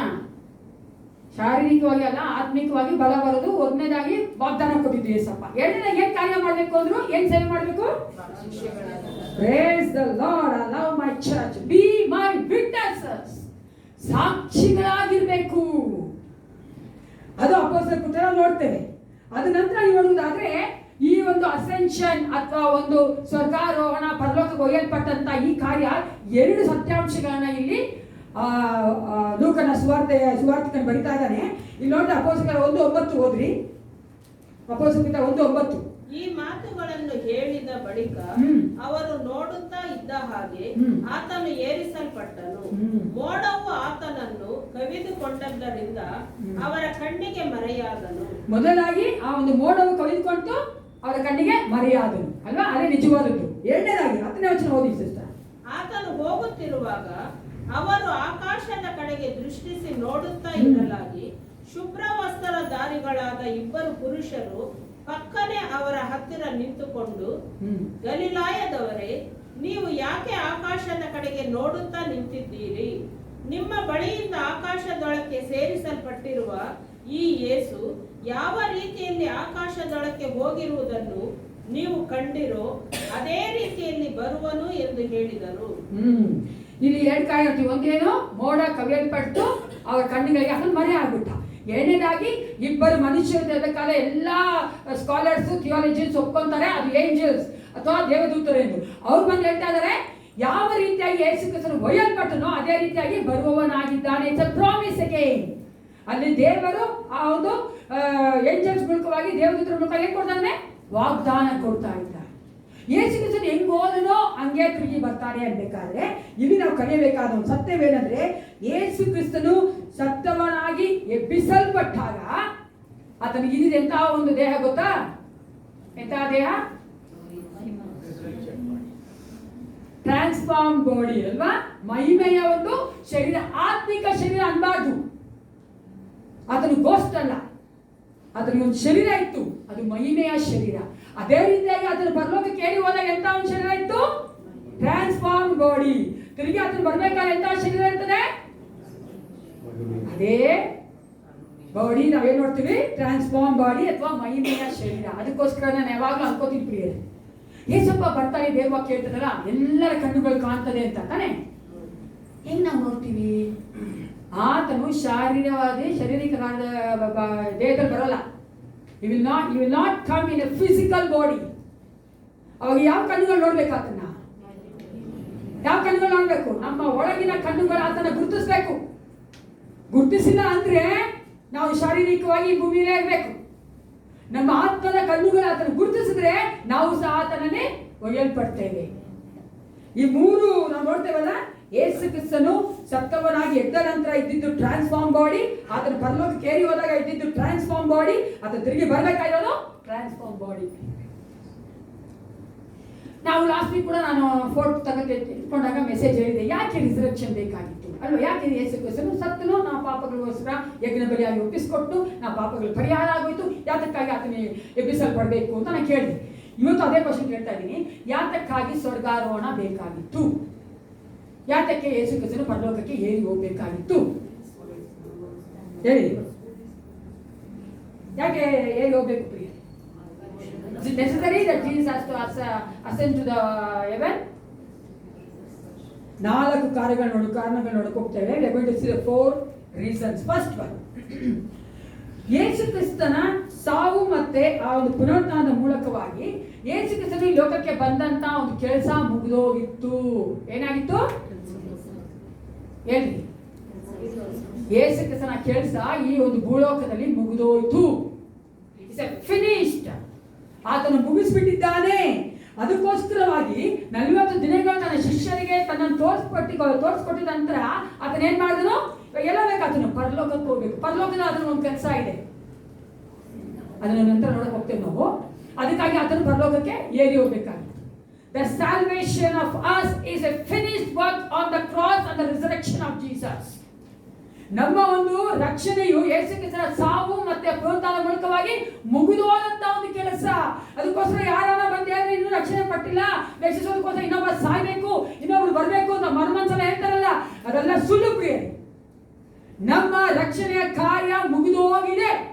ಲೋಕಕ್ಕೆ ಎಲ್ಲ ಮನುಷ್ಯರಿಗೂ ರಕ್ಷಣೆ ಕೊಡೋದಕ್ಕೋಸ್ಕರ ಯೇಸು ಕ್ರಿಸ್ತನು ಏನಾಗಿದ್ದಾನೆ? ಸತ್ತು ಪುನರುತ್ಥಾನ ಎದ್ದೋಗ್ಬಿಟ್ಟಿದ್ದಾನೆ. It's a finished work. ಅದು ಮುಗಿದೋದಂತ ಒಂದು ಕಾರ್ಯವಾಗಿದೆ. ಎರಡನೆಯ ಒಂದು ಕಾರಣ ಯಾತಕ್ಕೋಸ್ಕರವಾಗಿ ಯೇಸು ಕ್ರಿಸ್ತನ ಸ್ವರ್ಗಾರೋಹಣ ಆದ್ರೆ ನಮ್ಮೆಲ್ಲರಿಗೂ ಗೊತ್ತಿರುವಾಗೆ ಪರಿಶುದ್ಧಾತ್ಮನನ್ನ ಕೊಡಬೇಕಾಗಿತ್ತು. ಯಾವುದನ್ನ ಯೇಸು ಕ್ರಿಸ್ತ ಕೊಡಬೇಕಾಗಿತ್ತು? ಪರಿಶುದ್ಧಾತ್ಮನನ್ನ. ನೀವು ಮೊದಲ ಯೇಸು ಕ್ರಿಸ್ತ ನನ್ನ ಶಿಷ್ಯನಿಗೆ ಮಾತಾಡ್ಬೇಕು ಹೇಳ್ತಾನೆ, ನಾನು ಹೋಗೋದು ನಿಮ್ಗೆ ಒಳ್ಳೇದು ಅಂತ, ಇಟ್ಸ್ ಬ್ಲೆಸ್ಸಿಂಗ್, ಅದು ಆಶೀರ್ವಾದ ಅಂತಾನೆ. ಅವಾಗ ಏನಾಯ್ತು ಗೊತ್ತಾ, ದುಃಖ ಆಗೋದು, ನಮ್ಮ ಮೆಸ್ಸಿಯ ಹೋಗ್ಬಿಡ್ತಾನೆ, ನಮ್ಮ ರದ್ದಿ ಹೋಗ್ಬಿಡ್ತಾರೆ, ಏಸಪ್ಪ ಹೋಗ್ಬಿಡ್ತಾನಲ್ಲ ಅಂತ. ಆದರೆ ನೋಡಿದಾಗ ಯೇಸು ಕ್ರಿಸ್ತನ ಹೇಳ್ತಾನೆ, ನಾನು ಹೋದ್ರೇನೆ ನಿಮಗೆ ಒಳ್ಳೆಯದು. ಯಾಕಂದ್ರೆ ನೀವು ನೋಡಿ, ಫಿಸಿಕಲ್ ಆಗಿದ್ರು ಏಸಪ್ಪ ಅಲ್ವಾ, ಒಂದು ಏನಾಗಿದ್ರು, ಒಂದು ಶಾರೀರಿಕವಾಗಿದ್ರು. ಶಾರೀರಿಕವಾಗಿರ್ಬೇಕಾದ್ರೆ ಯೇಸು ಕ್ರಿಸ್ತ ಏನ್ ಮಾಡ್ತಾ ಇದ್ರು, ಒಂದು ಸಾರಿ ಒಂದು ಸಮಯದಲ್ಲಿ ಒಂದು ಕಡೆ ಮಾತ್ರ ಇರಕ್ಕಾಗ್ತಾ ಇತ್ತು. ಹಾಗಾಗಿ ನಾನು ಇಲ್ಲಿದ್ದೀನಿ, ಇಲ್ಲೇ ಇರಕ್ಕಾಗೋದು. ನಾನು ಮಳೆ ನೀವು ನೋಡಿದ್ರೆ ಇರಲ್ಲ, ಅಣಿತ ಇರ್ಬೋದು, ಅದು ಬೇರೆ ತರ ಇರ್ತದೆ. ಅಣಿತ ಅಂತೂ ಇರೋಕ್ಕೆ ಸಾಧ್ಯ ಇಲ್ಲ, ಇಲ್ಲಿ ಮಾತ್ರ ಇರಕ್ಕ. ಹಂಗೆ ಏಸಪ್ಪ ಯಾವ ಶರೀರದಿಲ್ಲ, ಅದು ಮಾತ್ರ ಇತ್ತು. ಅರ್ಥ ಆಯ್ತಲ್ಲ? ಪುನರ್ತನಾಗಿ ಎದ್ದ ಮೇಲೂ ಸಹ ಅವ್ರೇನ್ ಮಾಡ್ತಾ ಇದ್ರು, ಒಂದು ಕಡೆ ಮಾತ್ರ ತೋರಿಸ್ಕೊತಾ ಇತ್ತ. ಯೇಸು ಕ್ರಿಸ್ತನು ಪೇತ್ರನಿಗೆ ತೋರಿಸ್ಕೊಂಡ ತಕ್ಷಣ ಅಲ್ಲಿ ಲಾಜರ್ ಹತ್ರ ಇರಕ್ಕಾಗ್ತಾ ಇರಲಿಲ್ಲ, ಅಥವಾ ಬೇರೆ ಕಡೆ ಇರಕ್ಕಾಗ್ತಾ ಇರಲಿಲ್ಲ. ಯಾಕೆಳಿ, ಒಂದೇ ಸಾರಿ ಒಂದು ಕಡೆ ಒಂದು ಸಮಯದಲ್ಲಿ ಮಾತ್ರ ಅದನ್ನು ತೋರ್ಸೋಕ್ಕಾಗ್ತಾ ಇತ್ತು. ಯಾಕಂದ್ರೆ ಮೊದಲನೇದಾಗಿ ಏನ್ ನೋಡ್ತೀವಿ, ಶರೀರ ಆತನಿಗೆ ಒಂದು ಲಿಮಿಟೇಷನ್ ಇತ್ತು, ದೇಹ ಅನ್ನೋದು ಆತನಿಗೆ ಒಂದು ತಡೆಯಾಗಿತ್ತು. ಎರಡನೇದಾಗಿ ಆ ಒಂದು ಪುನರುತ್ಥಾನದ ಒಂದು ಶರೀರ ಸಹ ಅಷ್ಟೇ ಎಲ್ಲಾ ಕಡೆ ಇರಕ್ಕೆ ಸಾಧ್ಯ ಆಗಲಿಲ್ಲ. ಅದಕ್ಕೋಸ್ಕರವಾಗಿ ಯೇಸು ಕ್ರಿಸ್ತನು ಎಲ್ಲಾ ವಿಶ್ವಾಸಿಗಳೊಂದಿಗೆ, ಎಲ್ಲಾ ವಿಶ್ವಾಸಿಗಳೊಳಗಡೆ ಇರಬೇಕೆಂದ್ರೆ ಪರಿಶುದ್ಧಾತ್ಮನಾಗಿ ಬಂದನು ಪ್ರಿಯರೇ. ಅದಕ್ಕೋಸ್ಕರವಾಗಿ ಆತನ ಪರಿಶುದ್ಧಾತ್ಮ ಕಳಿಸ್ಕೊಡ್ತೇನೆ, ನೀವು ಬೇಜಾರು ಮಾಡ್ಕೊಬೇಡಿ, ದುಃಖ ಪಡಬೇಡಿ, ನಾನು ಹೋಗೋದು ನಿಮ್ಗೆ ಒಳ್ಳೇದು. I am going to dwell in you as a Holy Spirit for ever and ever ಅಂತ ಅಲ್ವಾ. ಈಗ ನೋಡೋದಾದ್ರೆ ನಮ್ಮೊಂದಿಗೆ ಸಹಾಯಕನಿದ್ದಾನೆ, ನಮ್ಮ ಒಳಗಡೆ ಪರಿಶುದ್ಧಾತ್ಮ ಜೀವಿಸ್ತಾ ಇದ್ದಾನೆ. ನಮ್ಗೆ ಯಾವಾಗೆಲ್ಲ ಸಹಾಯ ಬೇಕು, ನಾವು ಓಡೋಗೋದು ಯಾರ ಹತ್ರ? ದೇವರಾತ್ಮನ, ಪರಿಶುದ್ಧಾತ್ಮ. ಆತನು ಎಲ್ಲಿ ಬೇಕಾದ್ರೂ ಒಂದೇ ಸಾರಿ ಎಲ್ಲಾ ಕಡೆ ಇರ್ತಾನೆ ಪ್ರಿಯರೇ. ಇವಾಗ ನಾವು ಇಲ್ಲಿ ಆರಾಧನೆ ಮಾಡ್ತಾ ಇದ್ದೇವೆ, ಅಲ್ಲಿ ಮೂಲೆ ಒಂದು ಆರಾಧನೆ ನಡೀತಾ ಇದೆ, ಇವಾಗ ಅಮೆರಿಕಾದ ಒಂದು ಆರಾಧನೆ ನಡೀತಾ ಇದೆ, ಆಫ್ರಿಕಾದ ಒಂದು ಆರಾಧನೆ ನಡೀತಾ ಇದೆ, ಎಲ್ಲಾ ಕಡೆ ಸ್ವಲ್ಪ ಪ್ರೆಸೆಂಟ್ ಆಗಿದ್ದಾರೆ ಥ್ರೂ ದ ಹೋಲಿ ಸ್ಪಿರಿಟ್. ಪರಿಶುದ್ಧಾತ್ಮನಾಗಿ ಆತನಿದ್ದಾನೆ ಪ್ರಿಯರೇ. ಅದಕ್ಕೆ ಒಬ್ರು ಹೇಳ್ತಾರೆ, ನಾನೊಂದು ಆರ್ಟಿಕಲ್ ಓದಿದೆ, ಸೈತಾನ ಆದ್ರೂ ಎಲ್ಲಾ ಕಡೆ ಇರಕ್ಕಾಗಲ್ಲ, ನಾನು ಏಸಪ್ಪ ಒಬ್ಬರೇ ಸರ್ವ ವ್ಯಾಪ್ತಿ. ಅವಾಗ ಒಬ್ಬ ಕ್ವಶನ್ ಕೇಳ್ತಾನೆ, ನೀನ್ ಏಸಪ್ಪ ಒಬ್ಬೇನಾ? ನೀನ್ ನೋಡ್ಬೇಕಂದ್ರೆ ಹೋಗಿ ಈ ದೇವಸ್ಥಾನದಲ್ಲಿ ಇದ್ದಾನೆ ಸೈತಾನ, ಆ ದೇವಸ್ಥಾನದಲ್ಲಿ ಇದ್ದಾನೆ, ಇನ್ನೊಂದು ದೇವಸ್ಥಾನದಲ್ಲಿ ಇದ್ದಾನೆ, ಇನ್ನೊಂದು ಕಡೆ ತಮಿಳ್ನಾಡು ಅಲ್ಲೂ ಇರ್ತಾನೆ, ಎಲ್ಲ ಕಡೆ ಇದ್ದಾನೆ. ಅವಾಗ ಹೇಳ್ತಾನೆ, ಈ ಸೈತಾನಿಗೆ ಶಕ್ತಿ ಹೆಂಗ್ ಗೊತ್ತಾ, ನಾನು ಎಲ್ಲ ಕಡೆ ಇರಕ್ಕಾಗಲ್ಲ, ನನ್ನ ಸಬಾಡಿ ಅಂತ ಕಳ್ಸ್ಕೊಡ್ತಾನೆ. ಅದಕ್ಕೆ ನೋಡಿ, ಒಂದ್ ದೇವಸ್ಥಾನ ಹೆಂಗೆ, ಇನ್ನೊಂದು ದೇವಸ್ಥಾನದಲ್ಲಿ ಮಹಿಮೆಯ ಕಾರ್ಯಗಳು ನಡೆಯಲ್ಲ. ಅಲ್ಲೆಲ್ಲೂಯಾ ಅಲ್ವಾ? ಚಿಕ್ಕ ಚಿಕ್ಕ ಕಾರ್ಯಗಳು ಒಂದ್ ಕಡೆ ನಡೆಯುತ್ತೆ, ಸ್ವಲ್ಪ ಮೀಡಿಯಂ ಒಂದ್ ಕಡೆ ನಡೆಯುತ್ತೆ, ದೊಡ್ಡ ದೊಡ್ಡ ಕಡೆ ನಡೆಯುತ್ತೆ, ದೊಡ್ಡ ದೊಡ್ಡ ಕಡೆ ಸೈತಾನ ಹೇಳುದು. ಆದ್ರೆ ಅನ್ನೇ ಸ್ವಲ್ಪ ಆಗಲ್ಲ ಪ್ರಿಯರೇ, ಎಲ್ಲ ಕಡೆ ಒಂದೇ ಸಾರಿ ಮಹಿಮೆಯಾದ ಕಾರ್ಯಗಳು ಮಾಡ್ತಾ ಇದ್ದಾರೆ. ಎಲ್ಲ ಸಭೆಗಳಲ್ಲಿ ನೋಡುವಾಗ ಮಹಿಮೆಯಾದ ಕಾರ್ಯಗಳು ಮಾಡ್ತಾ ಇದ್ದಾರೆ. 25 ವರ್ಷ ಆಗಿರುತ್ತೆ ನಮ್ಮ ಸಭೆಯಲ್ಲಿ ಪರಿಶುದ್ಧಾತ್ಮ ಇಲ್ಲ ಅಂತ ಹೇಳೋ ನೋಡುವುದಾದ್ರೆ ಅನೇಕ ಕಾರ್ಯಗಳು ದೇವರು ಮಾಡಿದ್ದಾನಲ್ಲ. ಎಷ್ಟು ಕಾರ್ಯಗಳು ಮನುಷ್ಯನು ಮಾಡಕ್ಕೆ ಆಗದೆ ಇರುವಂತ ಕಾರ್ಯಗಳು ನಮ್ಮ ಸಭೆಯಲ್ಲಿ ದೇವರು ಮಾಡಿದ್ದಾನೆ. ನಾವೆಲ್ಲರೂ ಜೀವಂತವಾಗಿದ್ದೇವೆ, ನಮ್ಮ ಸಭೆಗಳಲ್ಲಿ ನಮ್ಮ ಕುಟುಂಬಗಳಲ್ಲಿ ಒಂದು ದೊಡ್ಡ ಕಾರ್ಯಗಳು ನಡೀತಾ ಇದೆ. ಸಮಾಧಾನ ಕೊಡ್ತಾರೆ, ನಮ್ಮ ನೇಸ ಒಬ್ಬರೇ ಕೊಡಕ್ಕಾಗೋದು. ಆದರೆ ನಾವು ನೋಡ್ತೇವೆ ಪ್ರಿಯೆ, ಆತನು ಸರ್ವ ವ್ಯಾಪ್ತಿಯಾಗಿದ್ದಾನೆ. ಅದನ್ನು ಯಾವ ಒಂದು ಮನುಷ್ಯರಾಗಲಿ ಸೈತಾನಾಗಿ ಆಗೋಕೆ ಸಾಧ್ಯವೇ ಇಲ್ಲ. ನಾವು ಕರೆದ ತಕ್ಷಣ ಓಡಿ ಬರುವಂತ ನೇಸಪ್ಪ ಪರಿಶುದ್ಧಾತ್ಮನಾಗಿ ನಮ್ಮೊಂದಿಗೆ ಇದ್ದಾನೆ. ಅದಕ್ಕೆ ದೇವ ಕೇಳ್ತಲ್ಲ, ಕಣ್ಣೀರು ಹೇಳ್ಬೇಕಾದ್ರೆ ದೇವರು ನಮ್ಮ ಕಣ್ಣೀರು ಓಡಿಸ್ತಾನೆ. ಹೊರಗಡೆ ಬರೋದು ಬೇಡ, ಏಸಪ್ಪ ನನ್ನ ಒಳಗಡೆ ಇದ್ದಾನೆ. ಮೂರನೇ ಕಾರಣ ಪ್ರಿಯರೇ, ಯೋಹಾನ 14:2 ಓದೋಣ. ನಮ್ಮೆಲ್ಲರೂ ಗೊತ್ತಿರುವಂತಹ ವಚನನೇ, John chapter 14:2.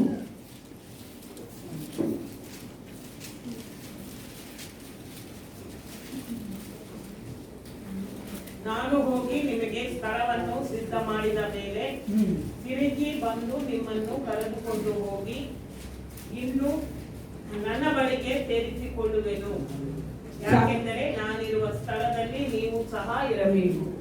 To prepare place for his disciples. ನಾವೆಲ್ಲ ಆತನ ಶಿಷ್ಯರಾಗಿದ್ದೇವೆ. ನಮಗೋಸ್ಕರವಾಗಿ ಪರಲೋಕದಲ್ಲಿ ಬಿಡಾರಿಗಳನ್ನ ಆತನ ಸಿದ್ಧ ಮಾಡೋದಕ್ಕಾಗಿ ಪುನರುತ್ಥಾನ ಅಂತ ಯೇಸು ಕ್ರಿಸ್ತನು ಸ್ವರ್ಗಾರೋಹಣ ಆಗಿದ್ದಾರೆ. ಹಲ್ಲೆಲೂಯಾ. ಆತನು ಪರಲೋಕಕ್ಕೆ ಏರಿ ಹೋಗಿರುವಂತ ಒಂದು ಉದ್ದೇಶ, ಮೂರನೇ ಒಂದು ಕಾರಣ ಏನಂದ್ರೆ, ನನಗೋಸ್ಕರವಾಗಿ ನಿಮಗೋಸ್ಕರವಾಗಿ ನಿತ್ಯ ನಿರಂತರವಾದ ಬಿಡಾರವನ್ನ ಸಿದ್ಧ ಮಾಡೋದಕ್ಕೋಸ್ಕರವಾಗಿ. ಪೇತ್ರನು ತುಂಬಾ ಚೆನ್ನಾಗಿ 1 ಪೇತ್ರ 1:3-4 ವಚನ ಓದಿಕೊಳ್ಳೋಣ. It's very beautiful verse. 1 Peter first verse 3 to 4. ನಮ್ಮ ಕರ್ತನಾದ ಯೇಸು ಕ್ರಿಸ್ತನ ತಂದೆಯು ಹ್ಮ್. ದೇವರು ಆಗಿರುವಾತನಿಗೆ ಸ್ತೋತ್ರವಾಗಲಿ. ಹ್ಮ್. ಆತನು ಯೇಸು ಕ್ರಿಸ್ತನನ್ನು ಸತ್ತವರೊಳಗಿಂದ ಎಬ್ಬಿಸಿದ್ದರಲ್ಲಿ ಹ್ಮ್. ತನ್ನ ಮಹಾ ಕರುಣಾಸಾರವಾಗಿ ಹ್ಮ್. ನಮ್ಮನ್ನು ತಿರುಗಿ ಜೀವಿಸುವಂತೆ ಮಾಡಿ ಜೀವಕರವಾದ ನಿರೀಕ್ಷೆಯನ್ನು ನಮ್ಮಲ್ಲಿ ಹುಟ್ಟಿಸಿ ಹ್ಮ್. ನಮ್ಮನ್ನು ಲಯ ಕಳಕ ಕ್ಷಯಗಳಿಲ್ಲದ ಬಾಧ್ಯತೆಯನ್ನು ಎದುರು ನೋಡುವವರನ್ನಾಗಿ ಮಾಡಿದನು. ಎದುರು ನೋಡುವವರಾಗಿ ಮಾಡಿದನು. ಆ ಬಾಧ್ಯತೆಯು ನಿಮಗೋಸ್ಕರ ಪರಲೋಕದಲ್ಲಿ ಇಟ್ಟಿರುವುದು. ನಮಗೋಸ್ಕರ ಪರಲೋಕದಲ್ಲಿ ಏನಿದೆ ಬಾಧ್ಯತೆ ಇದೆ. We have inheritance in the heaven. ನಾವು ಸತ್ತು ಸಮಾಧಿಯಲ್ಲಿ ಸೇರುವವರಲ್ಲ ಪ್ರಿಯರೇ, ನಮಗೆ ಪರಲೋಕದಲ್ಲಿ ಒಂದು ಬಿಡಾರ ಉಂಟು. ಅದಕ್ಕಾಗಿ ಅನೇಕ ಸೇವಕರು ಹೇಳ್ತಾರೆ, don't worry if you want a house here there is a house in the heaven ಅಂತ. ಅದನ್ನು ಒಪ್ಕೊಂಡಿಲ್ಲ. I need the house here also in the earth. I need the house in the heaven also. Isn't it? ನಾನು ಏಸಪ್ಪನ ಮಗಳು, ಭೂಮಿ ಆಕಾಶ ಸೃಷ್ಟಿ ಮಾಡೋ ಏಸಪ್ಪನ ಮಗಳು, ನನಗೂ ಒಂದು ಮನೆ ಬೇಕು ಈ ಭೂಮಿಲಿ. ನನ್ನ ನಂತರ ನನ್ನ ಮಕ್ಕಳು ಇರ್ಬೇಕಲ್ಲ. ಹಲೋ, ನನ್ನ ಮಕ್ಕಳನ್ನ ಬಿಡಕ್ಕಾಗತ್ತ? ನನ್ನ ಮಕ್ಕಳು ವಾಸ ಮಾಡಕ್ಕೆ ಒಂದು ಮನೆ ಬೇಕಿಲ್ಲಿ. ನಾನು ಇದ್ದ ವಾಸ ಮಾಡಿ ಬರುವಾಗ ಮನೆ ಆನ್ಲೈನ್ ಮಾಡಿದ್ದೀನಿ, ಗ್ಯಾರಂಟಿ. ಹಾಲೆಲೂಯಾ, ಖಂಡಿತವಾಗಿ ನಂಬಿಕೆ ನನಗೆ. ನಾನು ನಂಬೋದೇ, ನಾನು ಈ ದಿನ ಕಣ್ಣು ಮುಚ್ಚಿದ್ರೆ ನಾನು ಏಸಪ್ಪ ನನ್ನ ಆ ದೇವರಿಗೆ ಕರ್ಕೊಂಡೋಗಿ ವೆಲ್ಕಮ್ ಟು ದ ಹೆವೆನ್. ಅಲ್ಲಿ ಅದಕ್ಕೆ ಏನೇನೆ ಬಿಡಾರ ಇದೆ. ಕಣ್ಣೀರಿಲ್ಲ, ದುಃಖ ಇಲ್ಲ, ಗಂಡನ ತೊಳ್ಳೆ ಇಲ್ಲ, ಹೆಂಡತಿ ಕಿರಿಕಿರಿ ಇಲ್ಲ. ಒಳ್ಳೆ super. I love to say that. ನನಗೆ ಏನು ತುಂಬ ಇಷ್ಟ ಪ್ರಿಯ. ಅನೇಕ ನಾವು ಏನು ಕಷ್ಟ ಅಂತ ಅಂತೀವಲ್ವಾ, ಸ್ವಲ್ಪ ಯೋಚನೆ ಮಾಡಿ ನೋಡಿ. ನನಗೆ ಲೋಕದಲ್ಲಿ ಒಂದು ಮನೆ ಇದೆ, ನಾನು ಅಲ್ಲೇ ಹೋಗೋದು, ಇದೆಲ್ಲ ನಶ್ವರವಾದ ಹೇಳ್ಬೇಕಾದ್ರೆ ನಮಗೆ ಅನ್ಸುತ್ತೆ. We get a strength, we be encouraged to live in this world for the Lord. ಕರ್ತನಿಗೆ ನಾವೇನ್ ಮಾಡ್ತೀವಿ? ಜೀವಿಸ್ತೀವಿ.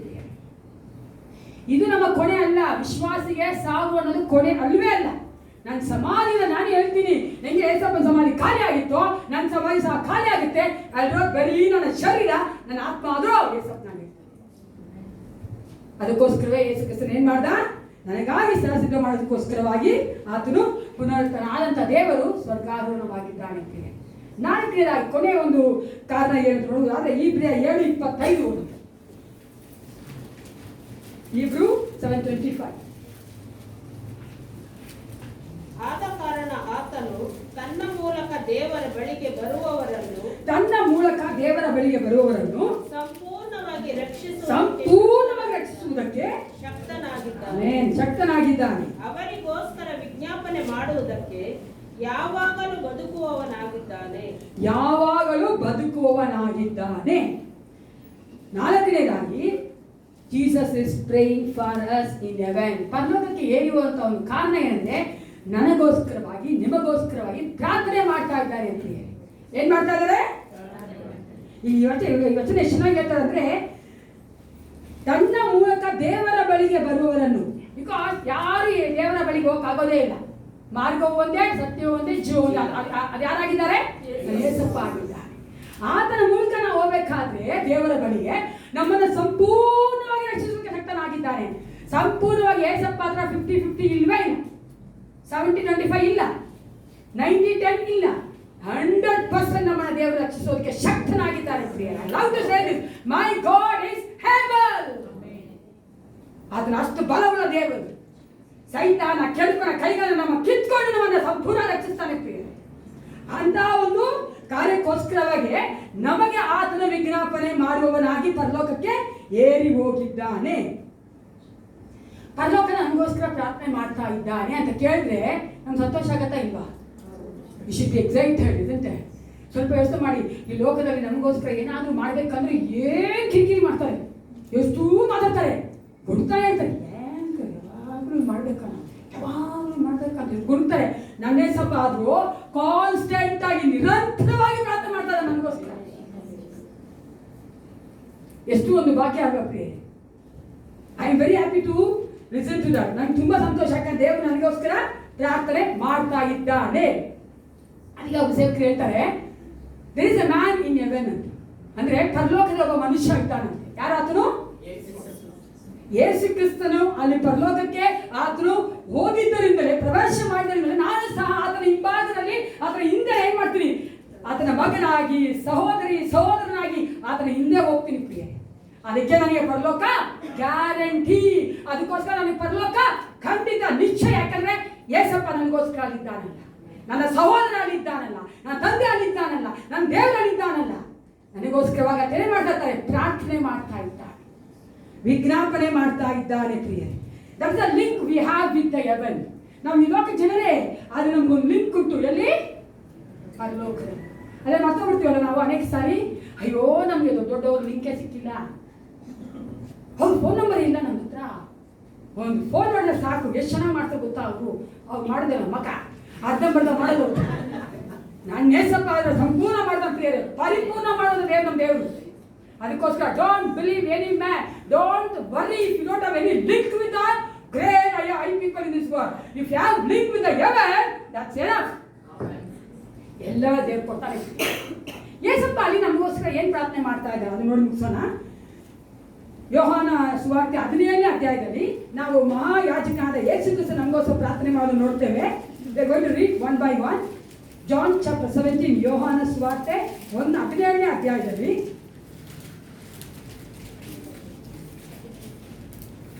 ಒಂದು ಅಧ್ಯಾಯ ಕರೆಯಲ್ಪಟ್ಟಿದೆ. ಯೇಸು ತನ್ನ ಶಿಷ್ಯರಿಗಾಗಿಯೂ ತನ್ನ ಎಲ್ಲಾ ಭಕ್ತರಿಗಾಗಿ ದೇವರಿಗೆ ಮಾಡುವ ವಿಜ್ಞಾಪನೆ ಪ್ರಿಯರೇ. It's intercessory prayer of high priest of Jesus. ಅಂದ್ರೆ ಯೇಸು ಕ್ರಿಸ್ತನು ಮಹಾಯಾಜಕನಾಗಿದ್ದಾನೆ. 17:9 ಓದೋಣ.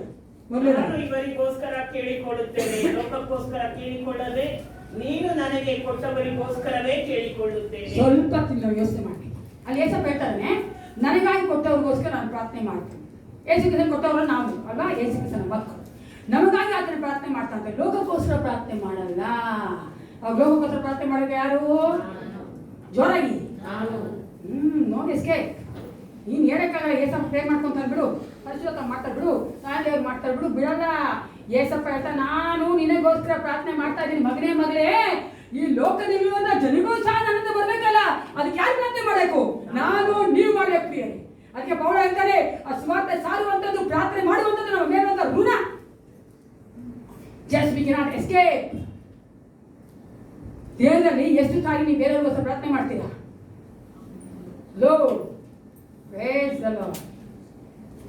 ಪ್ರಾರ್ಥನೆ ಮಾಡಬೇಕು. 5 ನಿಮಿಷ 10 ನಿಮಿಷ ಪ್ರಾರ್ಥನೆ ಮಾಡಬೇಕು. ನೀನು ಅಕ್ಕಪಕ್ಕದವರಿಗೆ, ಬಂಧು ಬಳಗದವರಿಗೆ, ರಕ್ಷಣೆ ಹೊಂದದೇ ಇರೋರಿಗೆ, ನನ್ನ ಸ್ನೇಹಿತರಿಗೆ ನಾವು ಪ್ರಾರ್ಥನೆ ಮಾಡಬೇಕು ಪ್ರಿಯ. ಯಾಕಂದ್ರೆ ಏಸಪ್ಪ ನನಗೋಸ್ಕರ ಪ್ರಾರ್ಥನೆ ಮಾಡ್ತಾನೆ, ಕಾನ್ಸ್ಟೆಂಟ್ ಆಗಿ ಮಾಡ್ತಾನೆ.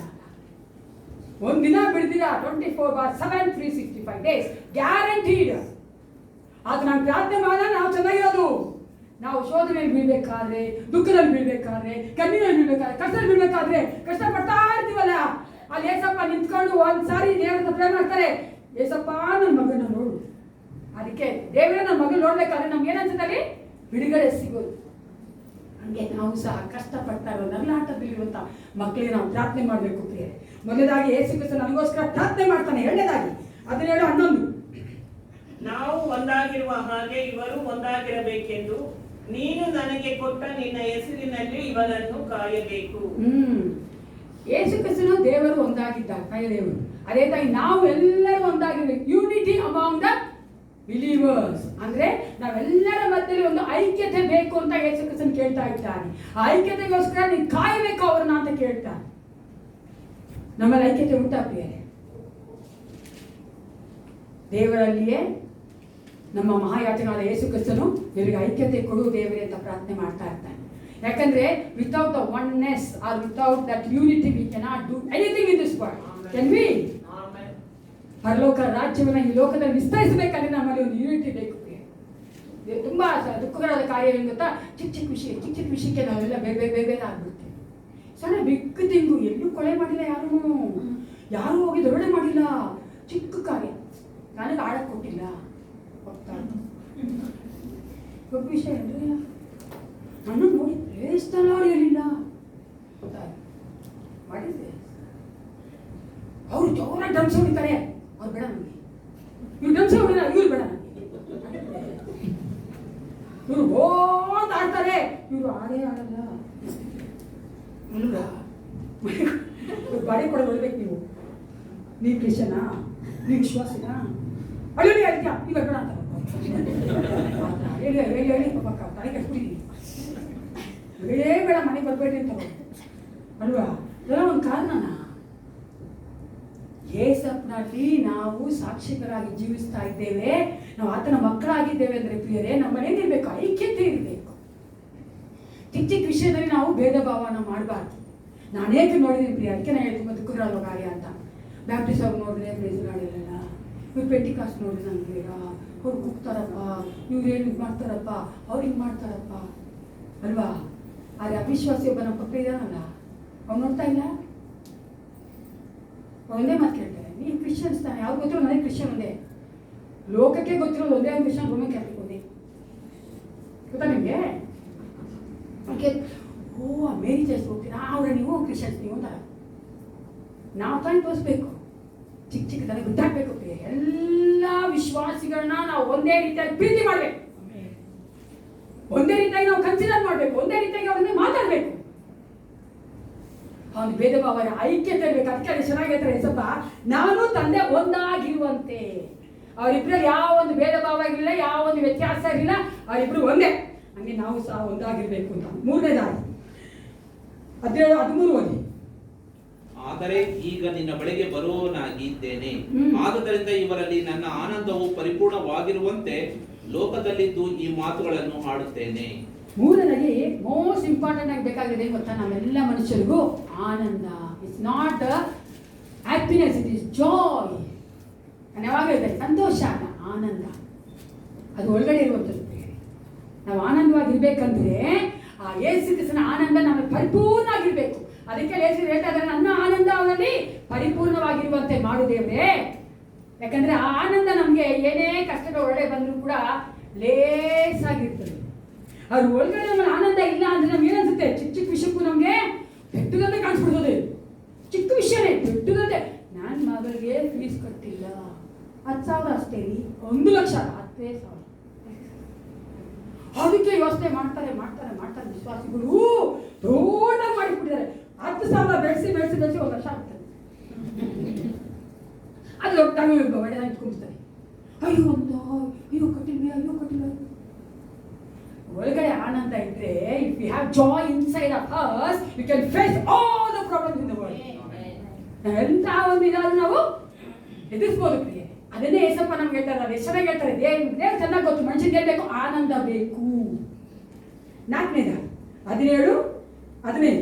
ಇವರನ್ನು ಲೋಕದೊಳಗಿಂದ ತೆಗೆದುಕೊಂಡು ಹೋಗಬೇಕೆಂದು ನಾನು ಕೇಳಿಕೊಳ್ಳುವುದಿಲ್ಲ, ಕೆಡುಕನಿಂದ ತಪ್ಪಿಸಿ ಕಾಪಾಡಬೇಕೆಂದು ಕೇಳಿಕೊಳ್ಳು. ಕೆಡುಕನಿಂದ ತಪ್ಪಿಸಿ ಕಾಪಾಡಬೇಕು. ಒಬ್ಬ ಕೆಡುಕ ಇಲ್ಲ ನನಗೆ, ಒಬ್ಬ ಎನಿಮಿ ಇದ್ದಾನೆ ಅಲ್ವಾ. ನಾನು ಸರ್ಕಾಸ್ಟಿಕ್ ಆಗಿ ಹೇಳೋದು ಫ್ರೆಂಡ್ ಅಂತ. ಅವ್ನ ಫ್ರೆಂಡ್ ಅಲ್ಲ ನನಗೆ, ಅವ್ನ ಎನಿಮಿ, ನಮ್ಮ ಶತ್ರು ಅವನು ಅಲ್ವಾ. ಅವನ ಎಲ್ಲ ಬಾಣಗಳಿಂದ, ಎಲ್ಲ ಕೆಡುಕರ ತಂತ್ರಗಳಿಂದ, ಕುತಂತ್ರಗಳಿಂದ ನಮ್ಮನ್ನು ಏನು ಮಾಡಬೇಕಾಗಿದೆ, ತಪ್ಪಿಸಿ ಕಾಪಾಡಬೇಕು. ಅದಕ್ಕೆ ಏಸಪ್ಪ ಹೇಳ್ತಾನೆ, ನೀನು ಅವ್ರು ತಗೊಂಡ್ಬಿಡು ಅಂತ ಕೇಳ್ತಾ ಇಲ್ಲ, ನಾನು ಈಗ ತಗೊಂಡಾಗಲ್ಲ ಅಲ್ವಾ. ಏಸಪ್ಪ ಹಾಗೆ ಕಟ್ಕೊಂಡ ತಕ್ಷಣ ನಾವು ಪರಲೋಕ ಹೋಗ್ಬಿಡಂಗಿದ್ದೆ, ಯಾವ ತೊಂದರೆನೇ లేదు.